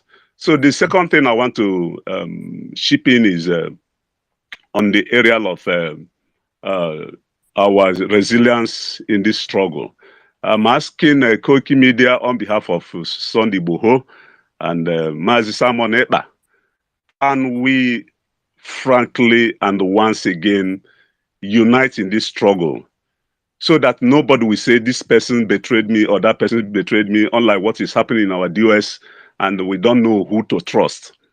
So that nobody will betray each other, because this matter is, we need to fight it once and for all. So that we have a future for our children. So that we have a future for the generations to come. Because I've read several histories of Nigeria, And the one that's touched me again is the outburst of El-Rufai, the sitting governor of Kaduna State, that says that P2B has 100% chances of winning Atiku, Tinubu, and every other thing, but he's Igbo man. And Igbo man will not rule the country. They are ready to go to war instead of an Igbo man to rule them. I think that is a treason, which if we have a good government, is supposed to be in DSS custody to answer for that statement he made. But nobody cares because he is the cabal. He has made so many utterances that would warrant his arrest, but nobody can touch him because he is the one who put the man in Aso Rock, whom they claim is Buhari. But all the same, what I am asking for is let us mobilize most of our youths to understand that this is not the right time to go on the street to protest for this very fraudulent election. Let us go and protest for the disintegration of the entity called Nigeria, the zoo. The protest should be for disintegration, not for validation of this election, because we have known that it's going to be fraudulent. In fact, since the 1979, when I grew up to understand what voting and what is politics in Nigeria, it has never been fair and free. It has never been free and fair. And coming to the observers in the recent time, which all of you should equally see, that the European Union, United Kingdom, and USA observers and all the rest of them are there in Abuja. Immediately, the evening of 2050 are coming, they were saying that the election was free, it was peaceful, this and that. But they did not go down to look at what is happening in different places, even in Biafra land, where about 80% of the people did not participate in the election. Yet, there are some polling units that are recording about 80 people as the people who come to cast vote. Other places, they didn't see the ballot paper, they didn't see the NEC officials. NEC official was saying that he didn't know how to upload the results on the BVA machine. I don't really understand which kind of nation that people are claiming to be proud of. It's a decayed system, it's a decayed nation, a country that is not supposed to exist at all. So, my dear people, I will not take much of your time because I know many people are still there waiting to talk. But I'm saying, let's be united and work and fight for the freedom of our generations to come. God bless all of you. Thank you so much. We go straight to Miles the Stan under 2 minutes, please, so that there's a lot of people on the queue. Go ahead, Miles the Stan. Or the stand, I believe, yeah. Yeah, thank you. Good afternoon, everyone. Please. Good afternoon. Please, go ahead, Mike. Good afternoon, everyone. Good afternoon, able leaders. I greet everyone. All I have to say is that we don't have much. You know, what is happening here in Nigeria that we are is good evidence that our youth lack, how do I put it, they lack the fundamental of understanding that these guys are using them. And I keep watching at some people telling us, speaking out that we are shedding bloods, so person is a terrorist and the other is not a terrorist. Yet, those you don't call, you call they are not terrorists, are the ones using you, wasting your blood every day on the street. Like Mazi Simon Ekwa posted, I think day before yesterday, this has been one of the peaceful elections in Biafra land. No life lost, nothing. Check the record, is there. I confirm it myself. It's not with, you see, our youth are the problem. I won't even say the elders. Because if our youth are to understand what is on ground, my brother, the protests they are calling for now, they would have done it before the election. Protest of referendum, not election. But I'm waiting. I don't have much to say because I've been going all around to gather information. The protest they want to call is not even a protest that they will not accept the results. It's a protest of let everybody go his or her way. And I'm happy for that. So I'm not even going out now to tell anything or talk much. I'm waiting for them to come out on that protest day. I will join them and all we are going to protest is for a referendum. Not, we are not accepting the result. If anybody lifts a banner or whatever of we are not going to accept the result, I will lift my own for referendum. Thank you. Thank you so much. We appreciate that. Let's bring Knife NFT quickly. Thank you so much. And we appreciate those of you that are still with us. Good morning, Africa. Man. So somehow, somewhere, I think a lot of us knew that the election results was going to be a mismatch. We kind of knew that deep down inside of us, but we were hoping for the best. And it's because we continue to keep playing by the rules which were written down for us by our colonializers. The biggest issue I have, like the one lady was talking about, Botswana said, is that in Nigeria is a good example. The amount of tribes in Nigeria. Do you think that any one president is going to fully satisfy all the other tribes who have not had their guys selected? Is going to continue to be the same thing regardless of who is chosen? I think that the problem is we're trying to build our kingdom on the remains of our freaking colonializers. We are trying to use a system of governance which is foreign to us people. We have not come up with a system which is inclusive to all these many tribes. One thing that has always worked in my country of Zimbabwe, where we have a few tribes, but not as many as Nigeria, is we have this chieftain system, where you have a chieftain who becomes is almost like the governor of your tribe or the mayor of your tribe. And they need to have a meeting place where these chieftains come to meet and have an eventual decision made from after they have met together, right? And I think this way is going to be inclusive for everybody, is going to have a say inside of their politics. We are going to continue to fail as an African nation simply because we model our politics off of the West. We choose the language and the narrative of the West. I hear people talking about, oh, make South Africa great again. I see the people in Brazil, they see this January 6th riot, and everybody feels like that's the way to go, is we're going to storm the Capitol. So we're modeling ourselves like, you know what they say, monkey see, monkey do. This is the way Africans are playing the political game, is we are mirroring off of the colonializer things which work in their land. We are mirroring those things which we read in the paper. We try to bring them back into our environment, and it will never work. So right now, today, France has just put a block on Nigeria. Even us. If you look at a post, I'm going to try to share it before I get off of here. So the headline is that South Africa and Nigeria gray listed for money laundering by France. Do you know what that means? It means your current monetary problems you have right now are going to be even worse. This is like one of those nails to the coffin kind of news when you hear the French talking about this kind of stuff. So how do we as Africans overcome the seeds which were planted by our colonializers, which continue to hamper our growth for generation after generation? We pull the fence off. We want to be able to roam and trade and do business together and let each tribe exist. How are we going to overcome this PTSD which we are living with right now? That PTSD is the cause for tribalism.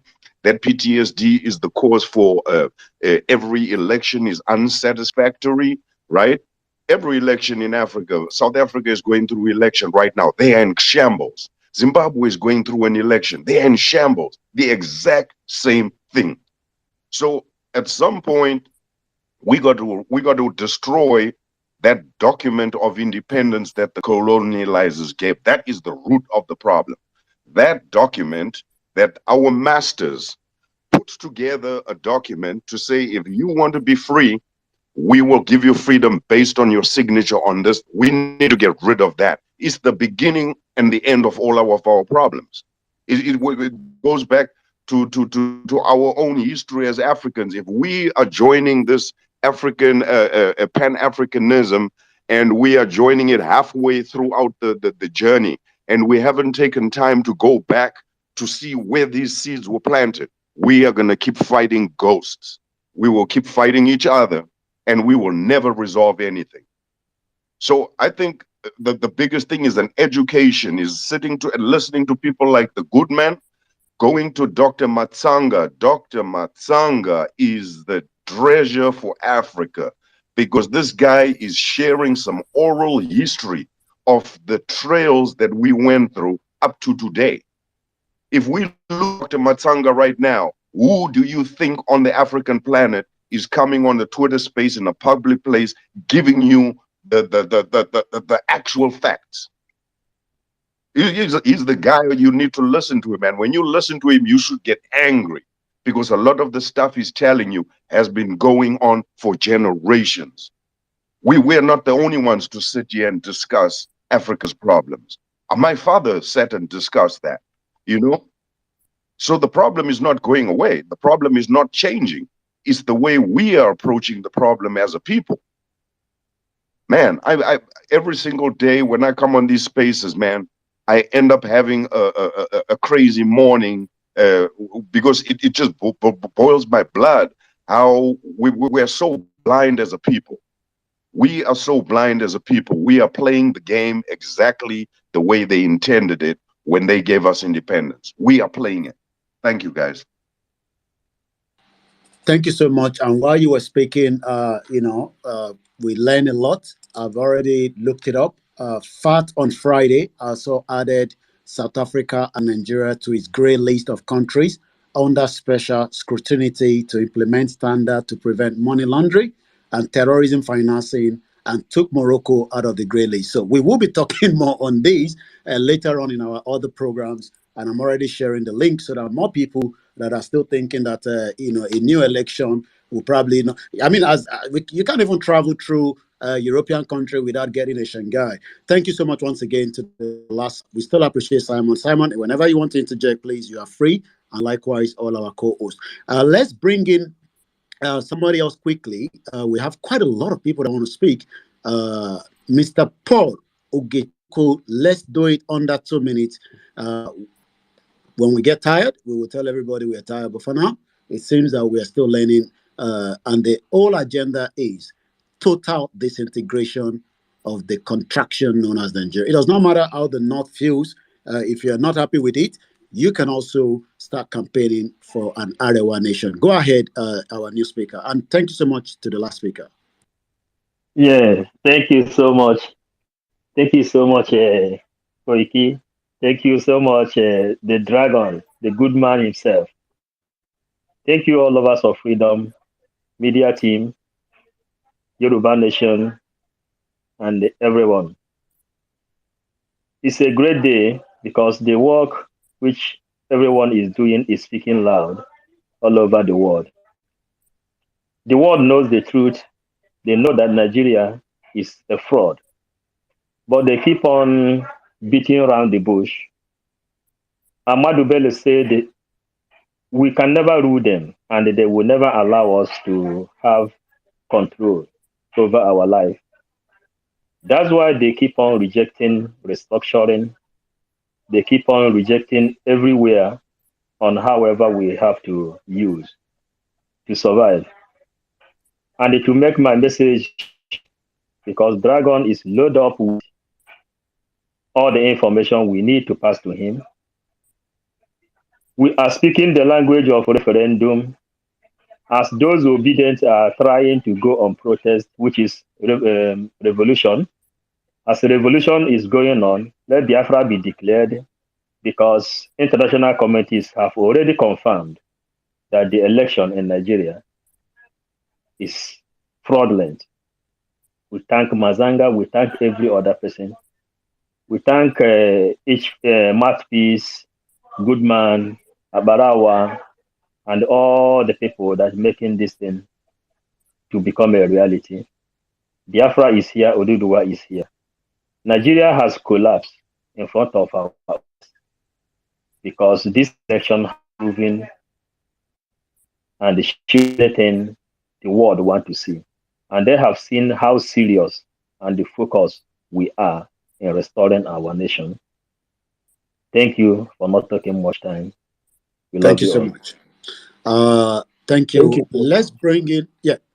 Sorry, Somebody wants to continue say, yeah, go ahead.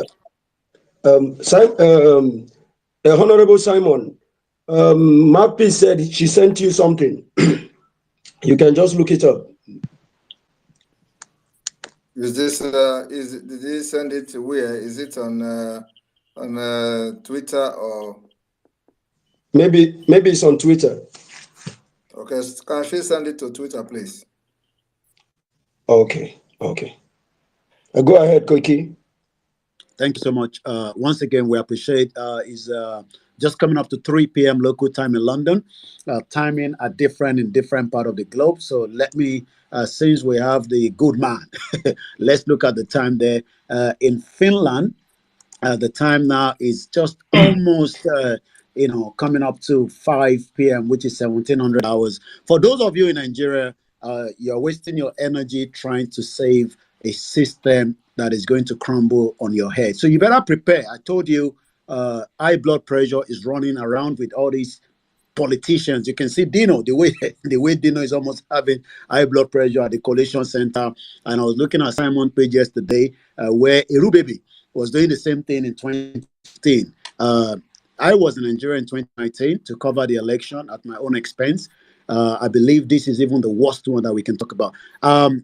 Let's bring in Arabi Rishola. We haven't had it from a female, and I believe we have a female now that will speak to us right now.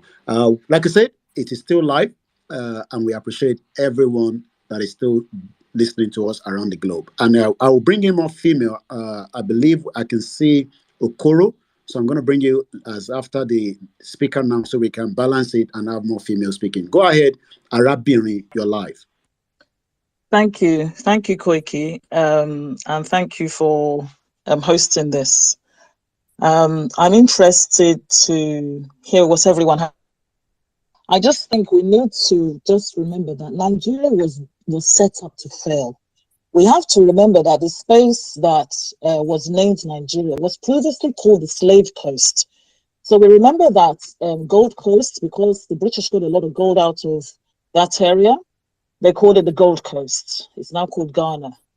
And the Slave Coast is what they became the Royal Niger Company, owned by Goldie, and then became Nigeria under Lugard. Now, when Lugard amalgamated the North and the South, it was just for money. Same as the Berlin Conference was just about money. Most of Africa's countries are not countries, they're European trading posts. And what I read was that at a point in the 60s, there was a discussion about these places reverting to what they were before they became European trading posts. And the West somehow managed to persuade the people at the table that no, stay as you are. I'm sure nobody needs to tell us why they were so interested in European trading posts Western trading posts remaining as they were. So that's really important. Nigeria was not, in fact, that amalgamation ended in 2014. And the people we should blame are the excuse that passes for a political class in the space we call Nigeria. Because in 2014, what should have happened was a referendum or a discussion about whether or not we wanted to stay together. Remember, nobody asked us. Lugard and the colonial bandits did not ask anybody if they wanted to be in a union with whoever. They didn't ask us. And one of the things that is, and obviously it's not just a Nigeria problem, is that Africa has weak nations. And in having weak nations is very useful because it makes it easier to exploit.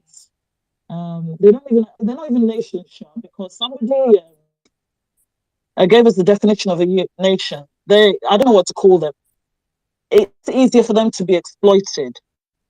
Now, to bring us to date, Nigeria does not have a constitution. Let's just remember that.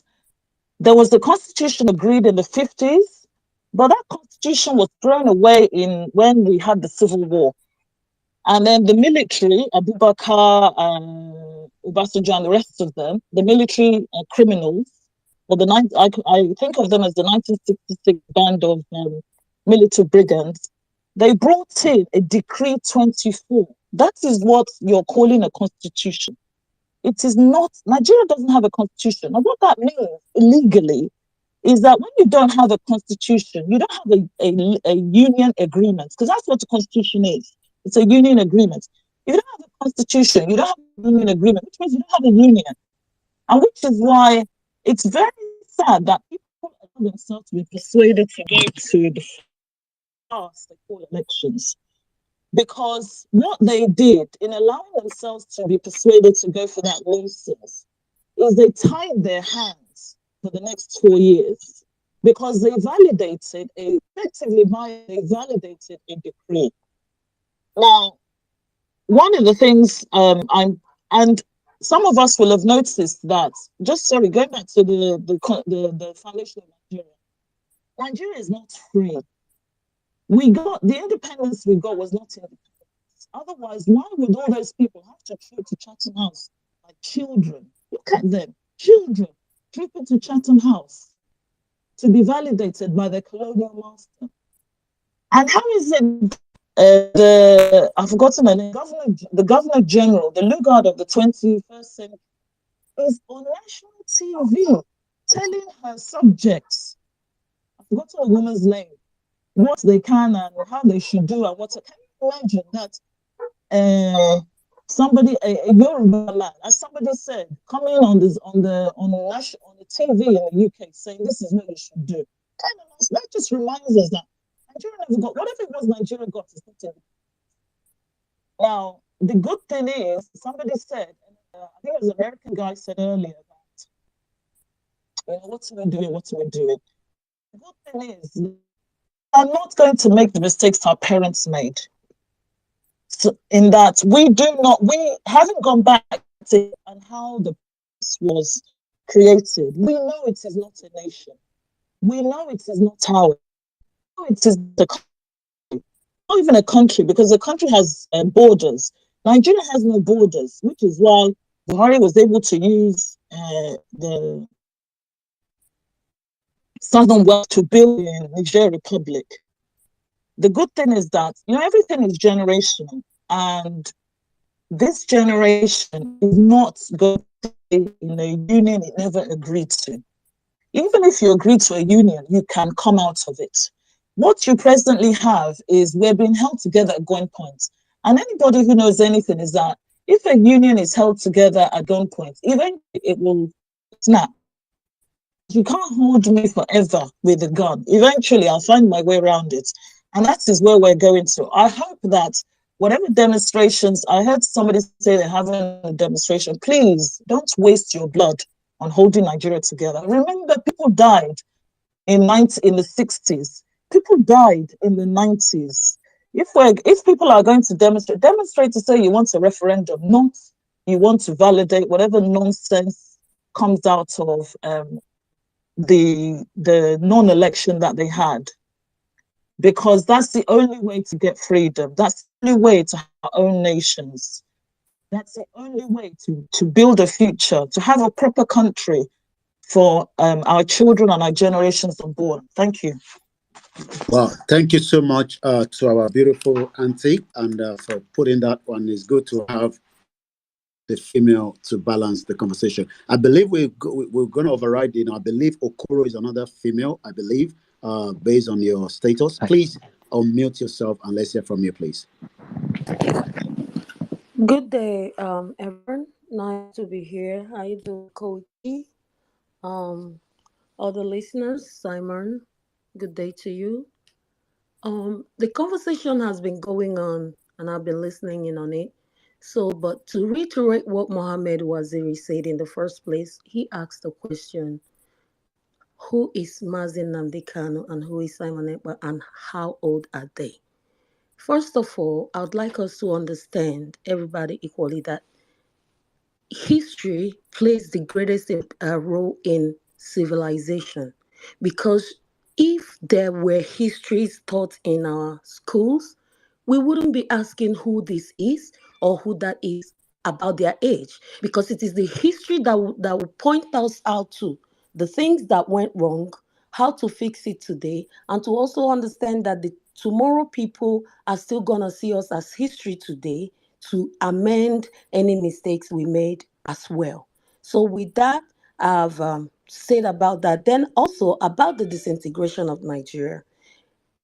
When two people don't agree, they don't stay together.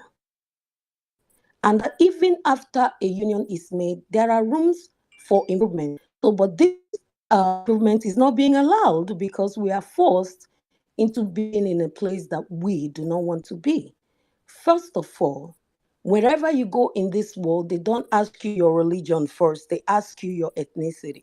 Whether you're applying for a job or your international passport or anything, the first question is your ethnicity and tribe. These are natural, which by you did not have a choice in choosing which ethnicity or tribe that you're going to be from.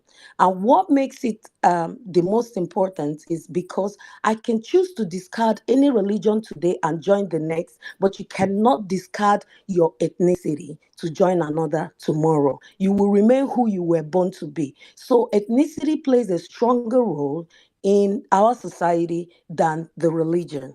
As a sociologist, I understand that there is what we call this imperialism. It happens when external powers are influencing decisions that are happening with a certain group of people. And now we say, oh, we should not be blaming our past for the colonial mistakes that has been made in the past. We should think about now, but we are forgetting that Britain is blatantly putting their hands up till this very second. I have not had them give the truth on the observation, but the European Union have told us what they observed. But Britain will blatantly play numb and dumb to whatever is going on just because they choose to. So let's not be giving them slides of the things that they do. It's not like we are going to go about every day being angry. Saying the truth doesn't mean you're angry. Pointing things out does not mean that you're angry, but you cannot play choose and then hide the ones you take and pick when you are bringing everything to the table. We also have the role to understand that we should stop being fickle-minded in the things we do. We will see things today and scream, oh, it is bad. And tomorrow we go on and forget about it just because we are not from the same lineage, the same religion, the same ethnicity, but it is not okay. And what we have to understand as well is when there is diversity in religion, in language, it is easier to maintain boundaries and everything than when it is properly totally different culture entirely. Because it's a natural thing, you can always have issues with an outsider easier than with your own tribe who is of a different religion. So let us understand that we have to keep the fact that dangerous diversity is not working in Nigeria. And the Northerners who feel that they want to allow us to go, they are not against us leaving, they also should form parliaments to speak up, to help the Southerners go, because the union is not working. And it will not work because there has been some gross subjugation and oppression that it's hard.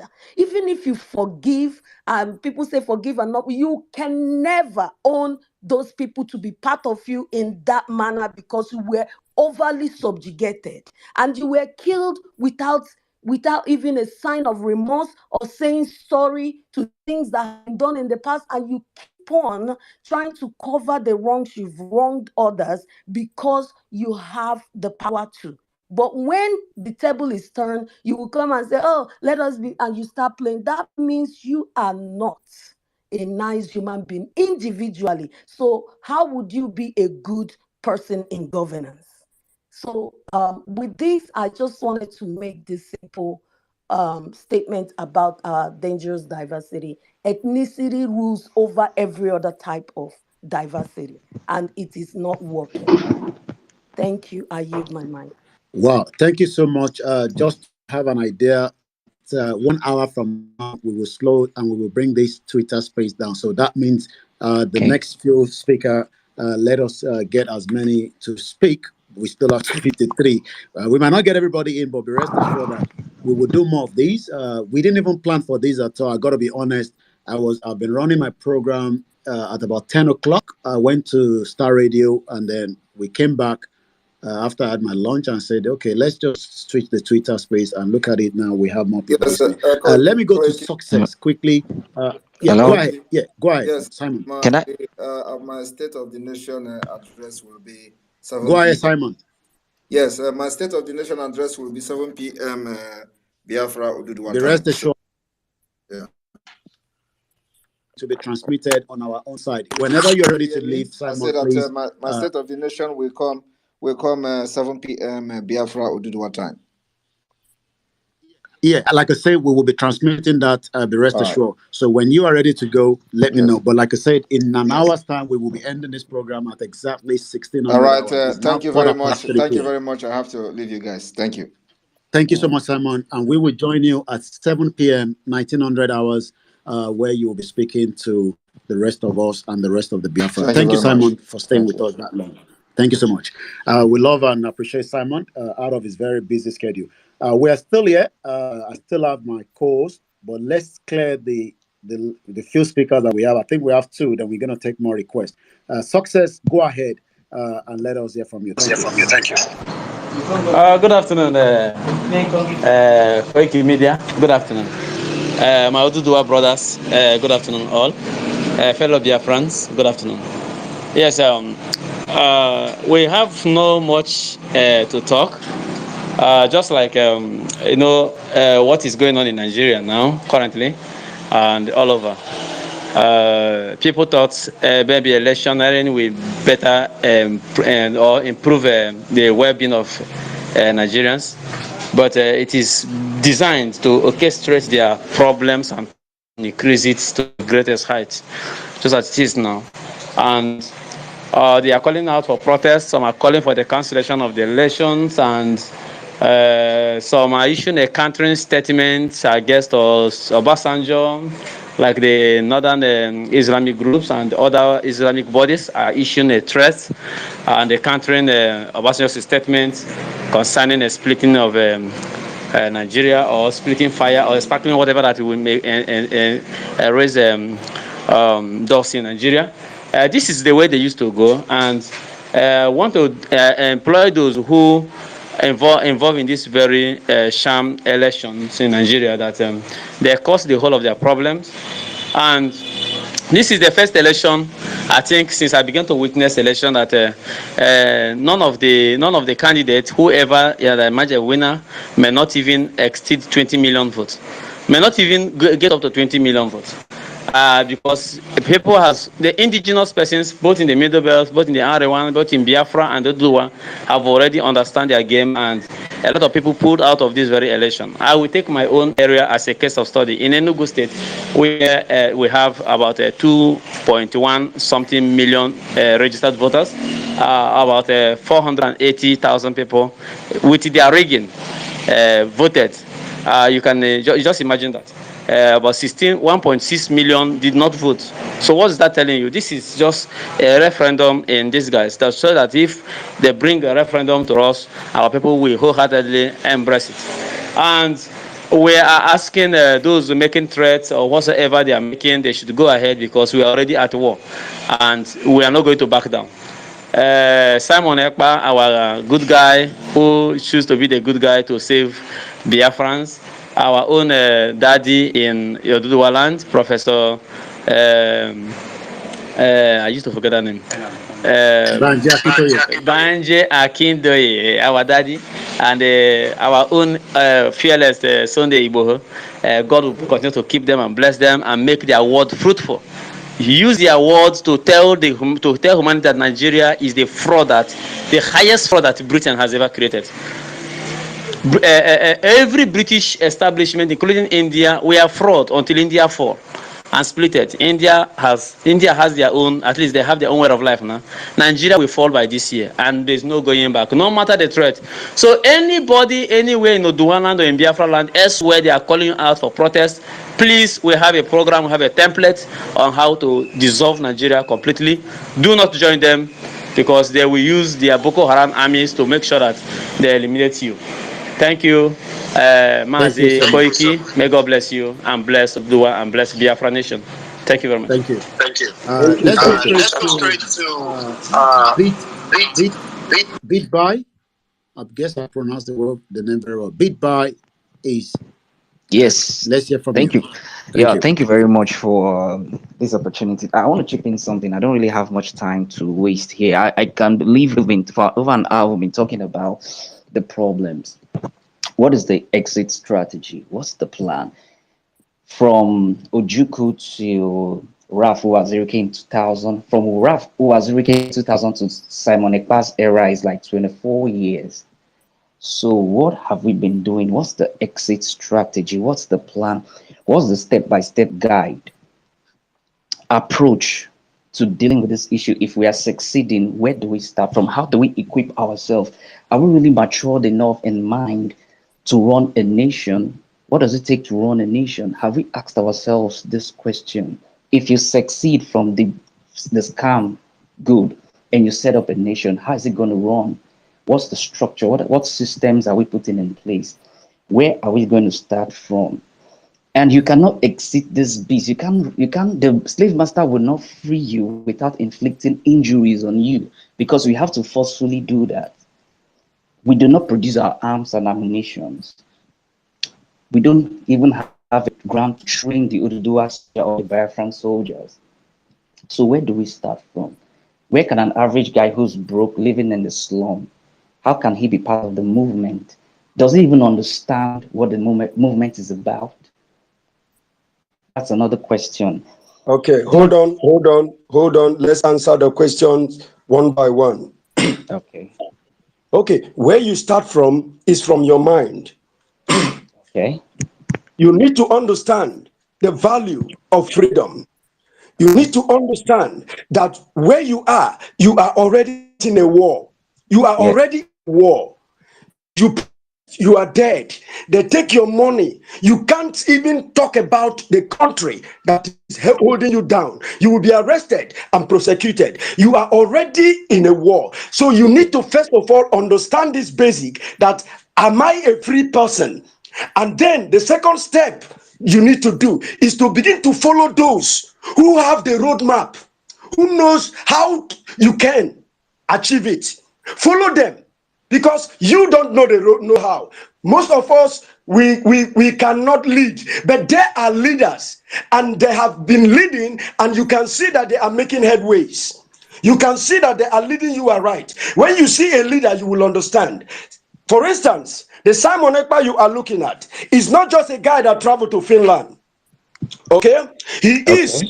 Yes, let me educate you, because many people don't even know who he is. So when they see the Nigerian media post about him, they just follow. They follow the crowd. They listen to the wrong person, to the oppressor. When you continue to listen to your oppressor, you will never get freedom, because he will always feed you trash. Simon Ekpa is not a regular guy that just traveled to Finland to hustle. He is a prince in his own town.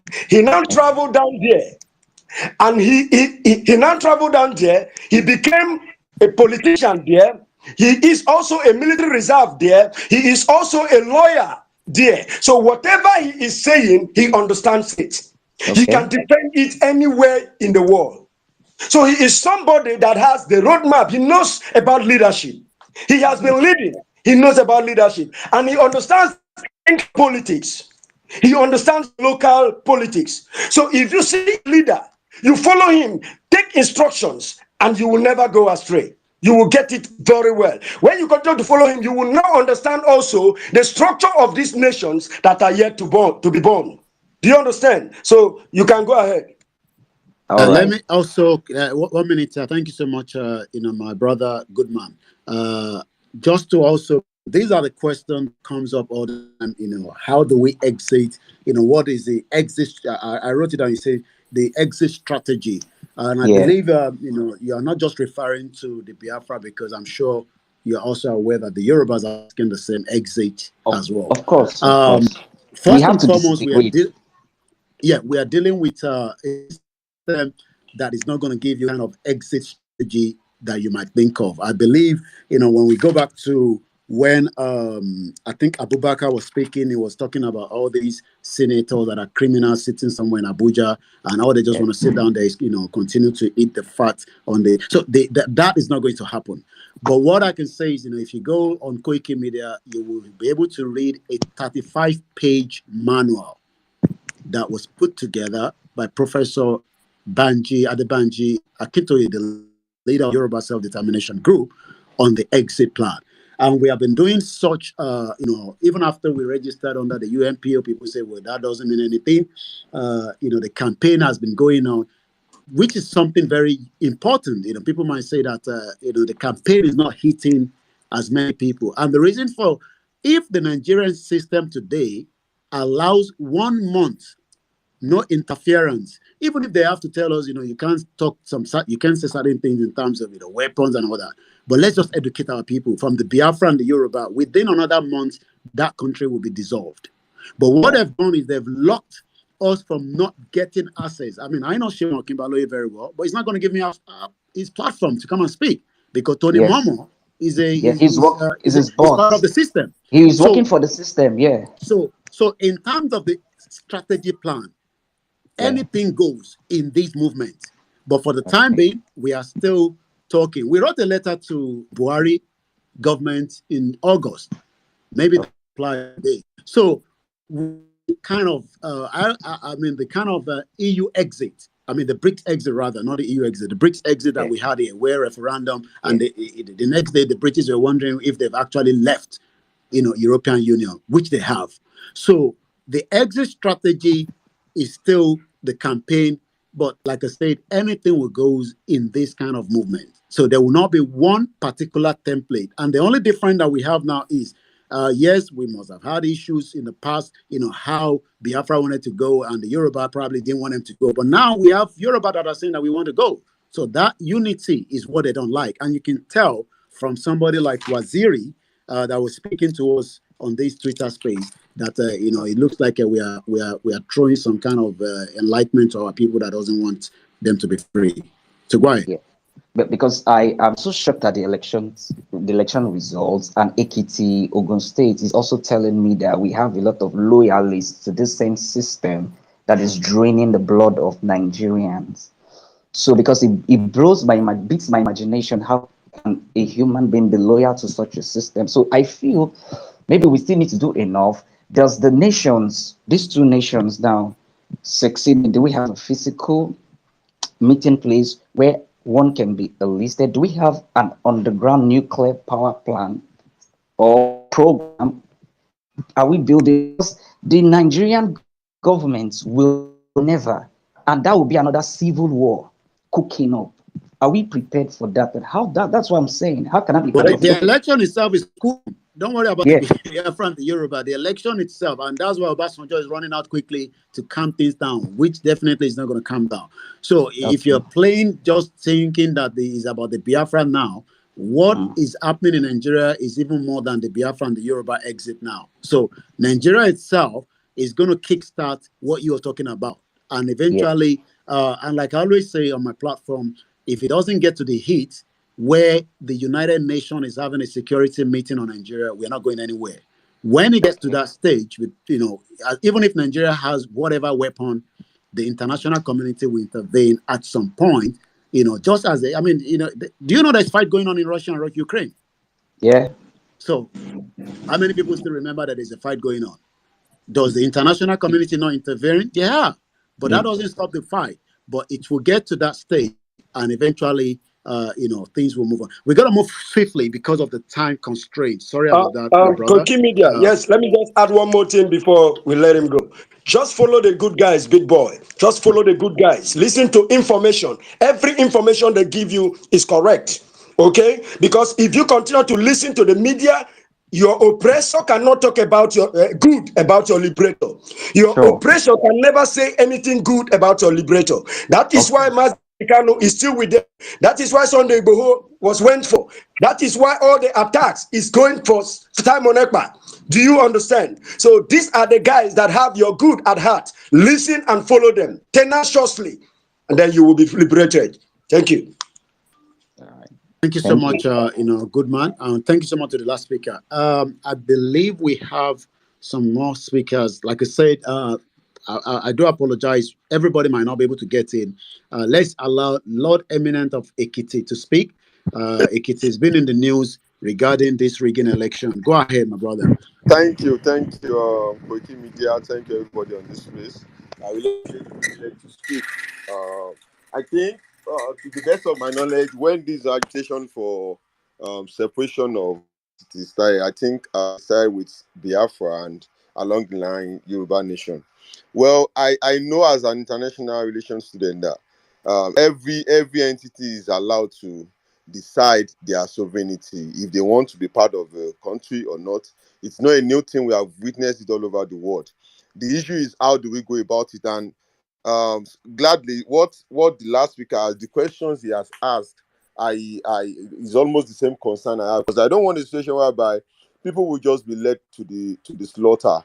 If we're going to go about it, it should be in a peaceful way. It should be in a way. I don't want to say the modus operandi. I'm not in charge, but it should be in such a way that at the end of it does not defeat the reason for it. And so I want to point out the fact that Yoruba nation now, you will know fully well that a lot of Yorubas voted for Asiwaju. As much as the election was a sham, I condemn the election. It is nothing like what the citizens of the country want. But you will not wish away the sentiment that has gone into the election, and you will not also wish away the fact that already the flames of ethnicity is being born in the country now. I am on ground. I'm in Nigeria, and I know what has been going in circle in the Yoruba land. So I will encourage you guys to as much as possible strategize, and I'm glad. In fact, I never knew there is a strategy in print that you have on ground towards what's it called? Yeah, on the manual. Yeah, please go on Koiki Media. Is right in front of you. KoikiMedia.com. 35 page. I would definitely follow the. Thank you. Yeah. So I just want to say, try as much as possible to enlighten, to get people involved more in the conversation. It's not a bad conversation. We just need people to understand the point where it's coming from. Okay, for example, Simon Ekpa today, till now that I came on this place, there has never been a time that anytime I hear about him, it has always been about killings, and I will tell you, that is what most people think of him. So I think you guys need to do more of information to control the narrative. Don't allow the people to tell the story that is not your story. So thank you. Thank you so much. You have a work to do. You that just finished speaking. You have a work to do. You have had the truth to tell another. My brother, if you can follow me, Eminent, if you can follow my Facebook page. I'm a Yoruba, like I said, I'm from Ekiti State. But from the moment where Nnamdi Kanu started the Biafra agitation, I wrote a lot of stuff in support of the agitation. I am also a student of history. I have read Chimamanda, Half of a Yellow Stone. I have read There Was a Country, Chinua Achebe. So I know what I'm saying. I am not biased in any way. What I want is, I want a situation whereby people are not led to the slaughter. I want a situation whereby the narrative is not changed. The narrative is not controlled in such a way that it seems like all you want is to kill innocent citizens. And that is the point where I'm coming from. Thank you. Nobody's killing anybody. Yes, you're right. Nobody's killing anybody. We are even trying to save lives. Okay. Thank you. Thank you very much. Koiki Media. Thank you so much. We are just 28 minutes. We will end it at 1600 hours. Those of you that won't probably be able to join, rest assured that we will do more of these when I'm live on my normal program. It's not disturbing it as much as we will always be live.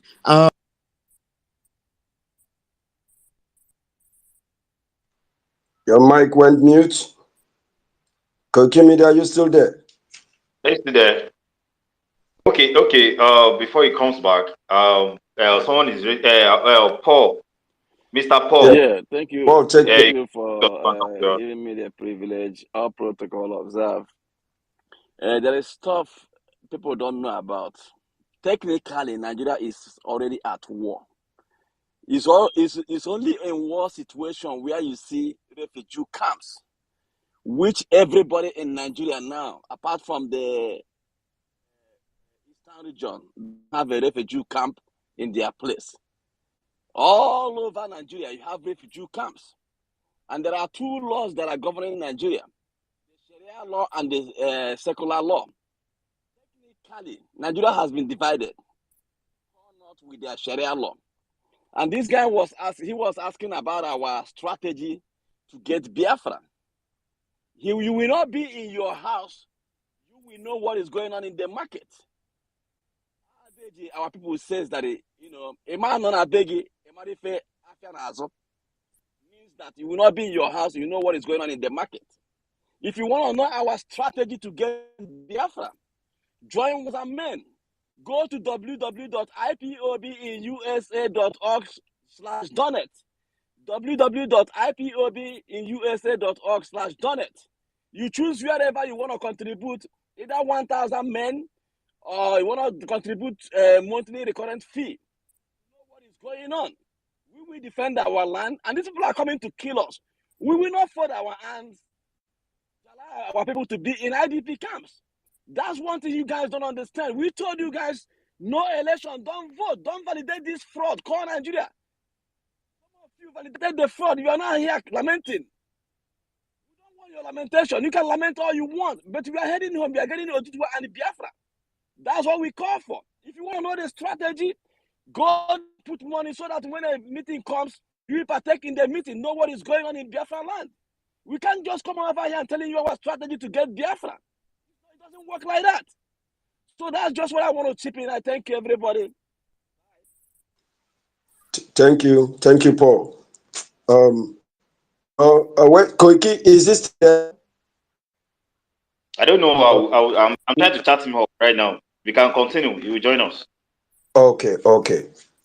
You know, when you want to get this strategy, you should first of all listen to those that your oppressors are attacking. Ask questions. Why are they attacking this guy so much? Ask questions. Is there, before this my oppressor is calling this guy a terrorist, when they themselves are terrorist government in office, something good must be coming out of this guy. Let me go and listen to him. When you listen,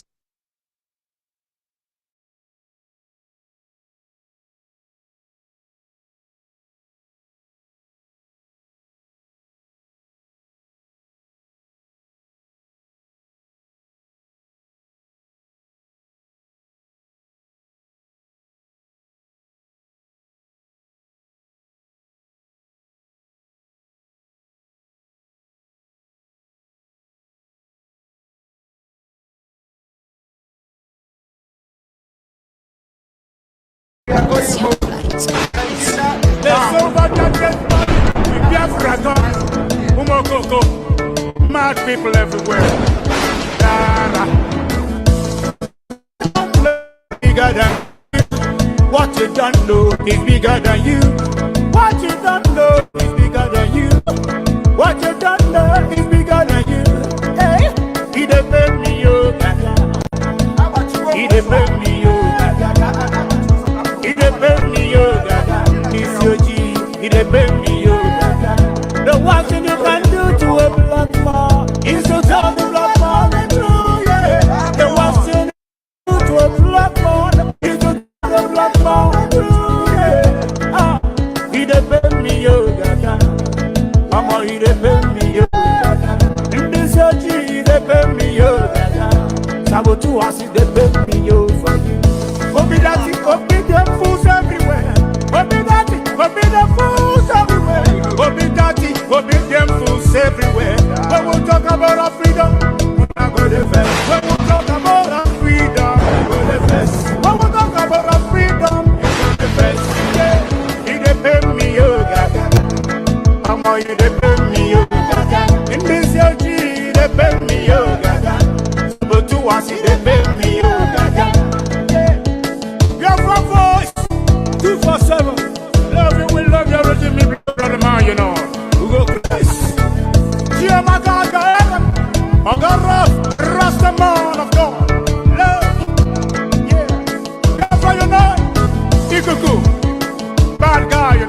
What the master, love you.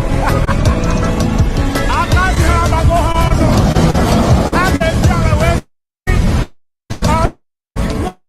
Of Biafra, mad people everywhere. You are living in darkness, suffering and smiling. When we talk about a freedom, not good event. You are living in darkness, suffering and we talk about a freedom. He depend me for you. He depend me. We are going home. So bad that Biafra gone. Umokoko. Mad people everywhere. What you don't know is bigger than you. What you don't know is bigger than you. What you don't know is bigger than you. What you don't know is bigger than you. Hey, he depend me, yo. He depend me, yo. It's your G. He depend me, yo. The one thing you can do to a black man is to tell the black man the truth, yeah. The one thing you can do to a black man is to tell the black man the truth, yeah. Ah, he depend me, yo, gaga. Mama, he depend me, yo, gaga. In this age, he depend me, yo, gaga. Sabotu has he depend me, yo, for Obi Dati, Obi them fools everywhere. Obi Dati, them fools everywhere. Obi them fools everywhere. When we talk about our freedom, we're not going to defend. When we talk about our freedom, we're the best. He depend me, yo, gaga. Mama, he depend me, yo, gaga. In this year, he depend me, yo, gaga. Sabotu was he depend me, yo, gaga. Biafra voice, 247. Love you, we love you, everything me blood, brother man, you know. We go Chris. Cheer my God, heaven. I got Rasta man of God. Love, yeah. Biafra, you know. Ikuku, bad guy, you know. What the master, love you. I can't have a go home. I get tell away to them feet. All them enemies of Biafra. Mad people everywhere. You are living in darkness, suffering and smiling. When we talk about a freedom, not good event. You are living in darkness, suffering and smiling. When we talk about a freedom, we're not good event. He depend me for you. He depend me. We are going home. There's so much that there's money. We get dragon. Umokoko.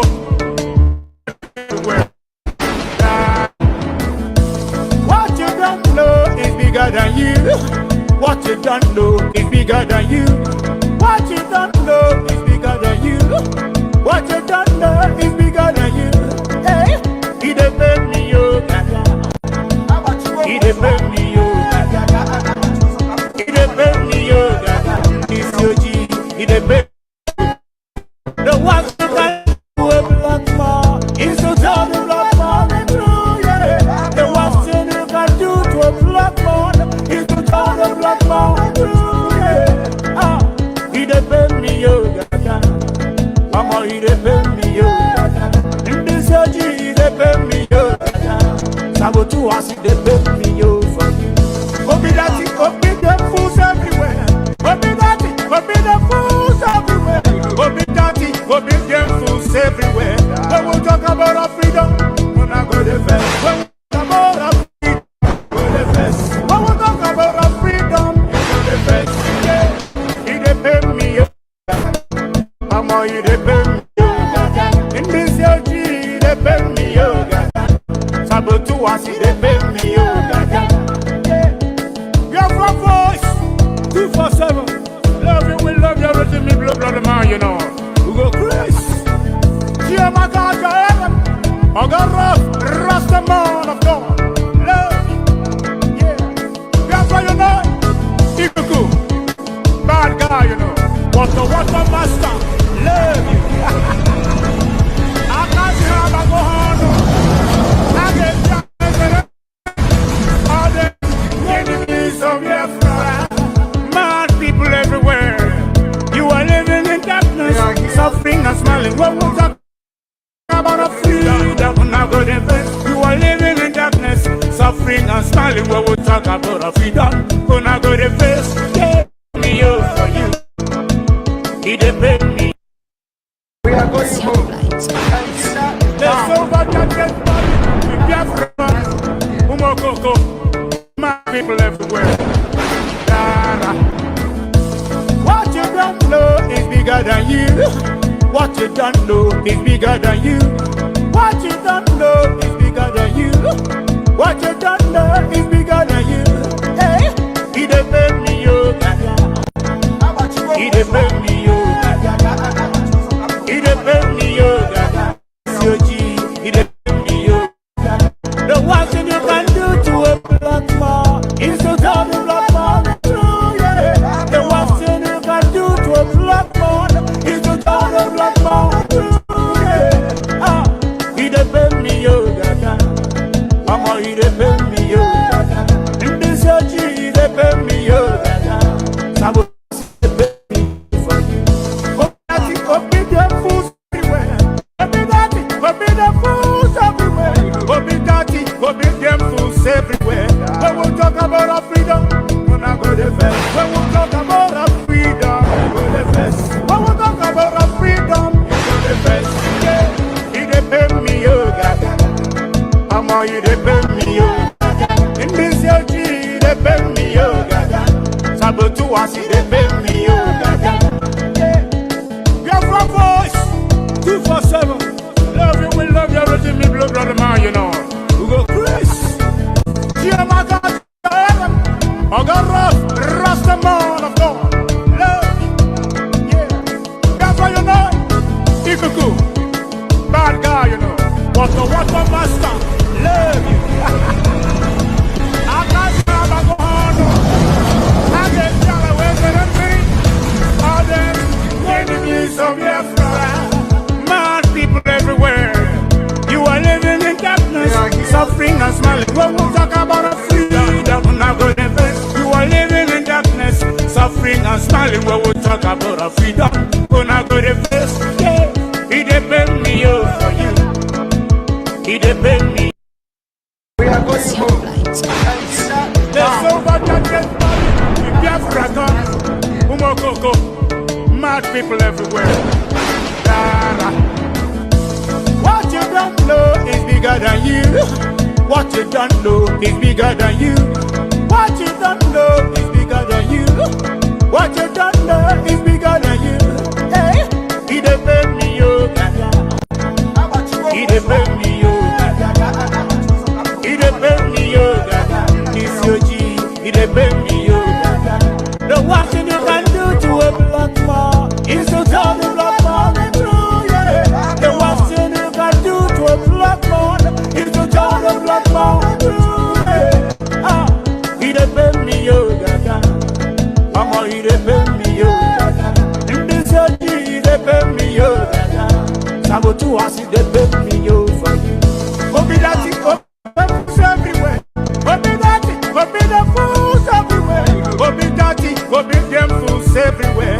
When we talk about our freedom, we're not going to fast. When we talk about our freedom, we're going to fast. When we talk about our freedom, we're going to fast. Yeah, he depend me, yo.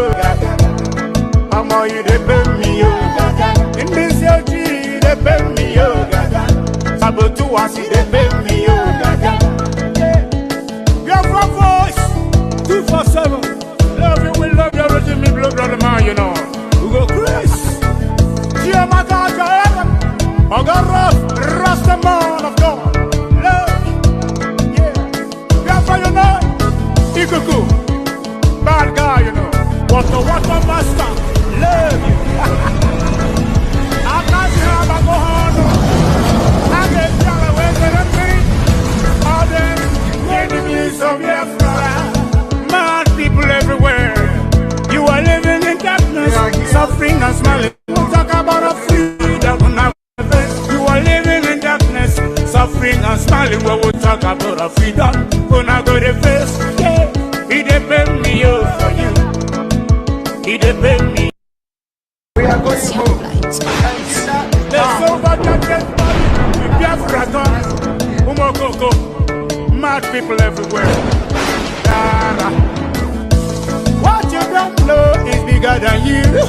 What you don't know is bigger than you. What you don't know is bigger than you. What you don't know is bigger than you. Hey, he depend me, yo. He depend me, yo. He depend me, yo. This your G. He depend me, yo.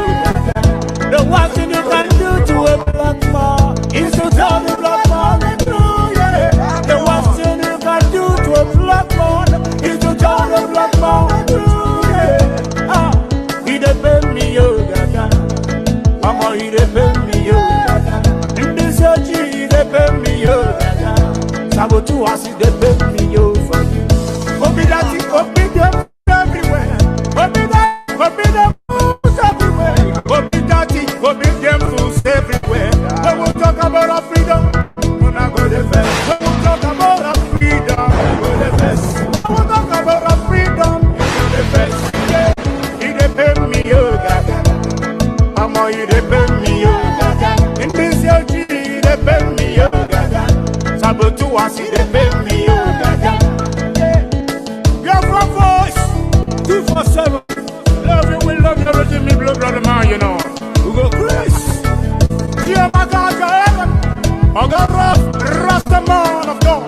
Love you. Yeah. Biafra, you know. Ikuku. Bad guy, you know. What my master. Love you. I can't see how I go on. I get down away to the feet. All the enemies of people everywhere. You are living in darkness, suffering and smiling. When we talk about a freedom, we're not going to invest. You are living in darkness, suffering and smiling. When we talk about he depend me. We are going to move.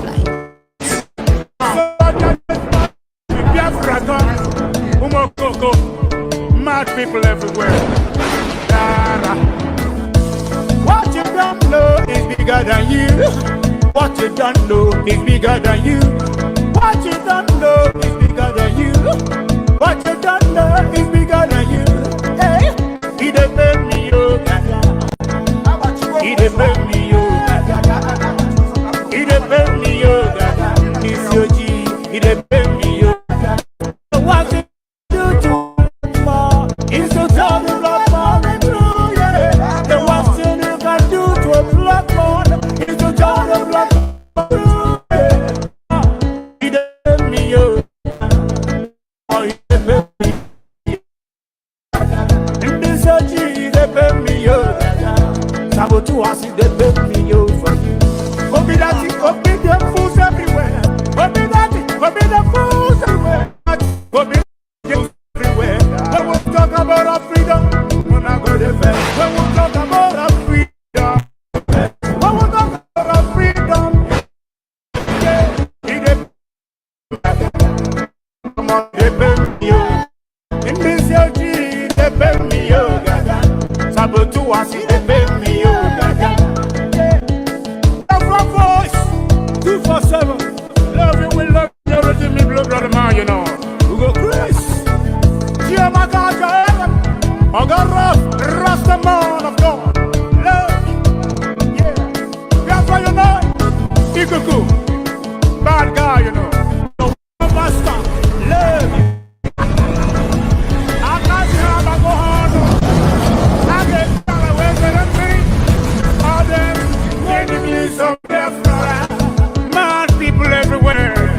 You are living in darkness, suffering and smiling. When we talk about a freedom, we're not going to invest. You are living in darkness, suffering. When we talk about freedom, we're not going to invest. Yeah. He depend me, yo, for you. He depend me. We are going to move. Let's over. Biafra gone. Umokoko. Mad people everywhere. What you don't know is bigger than you. What you don't know is bigger than you. What you don't know is bigger than you. What you don't know is bigger than you. Hey, he depend me, yo. He depend me, yo. He depend me, yo.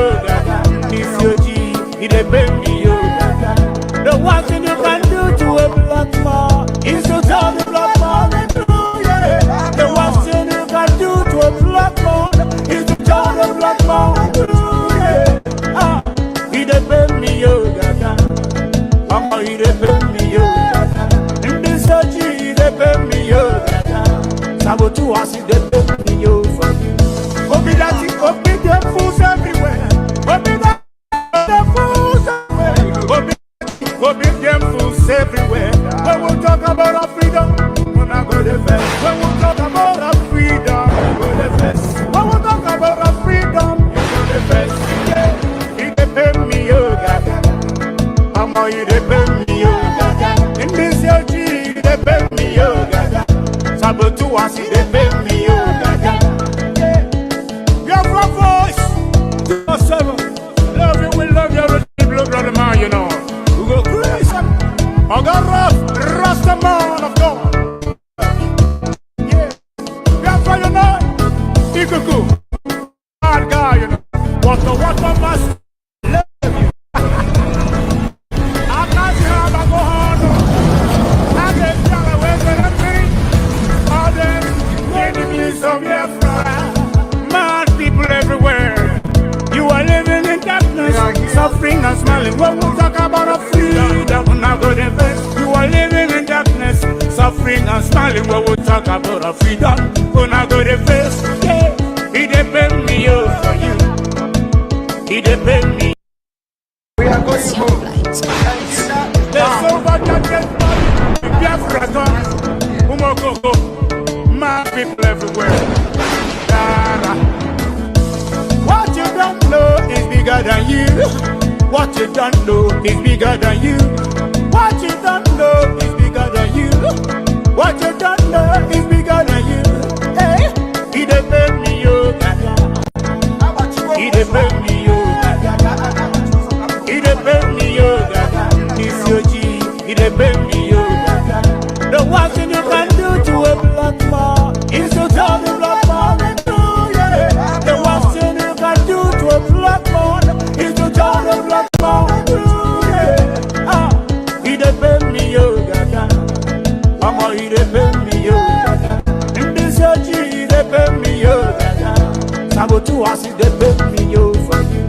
Obi that it, obi them fools everywhere. Obi that it, obi them fools everywhere. Obi that it, obi them fools everywhere.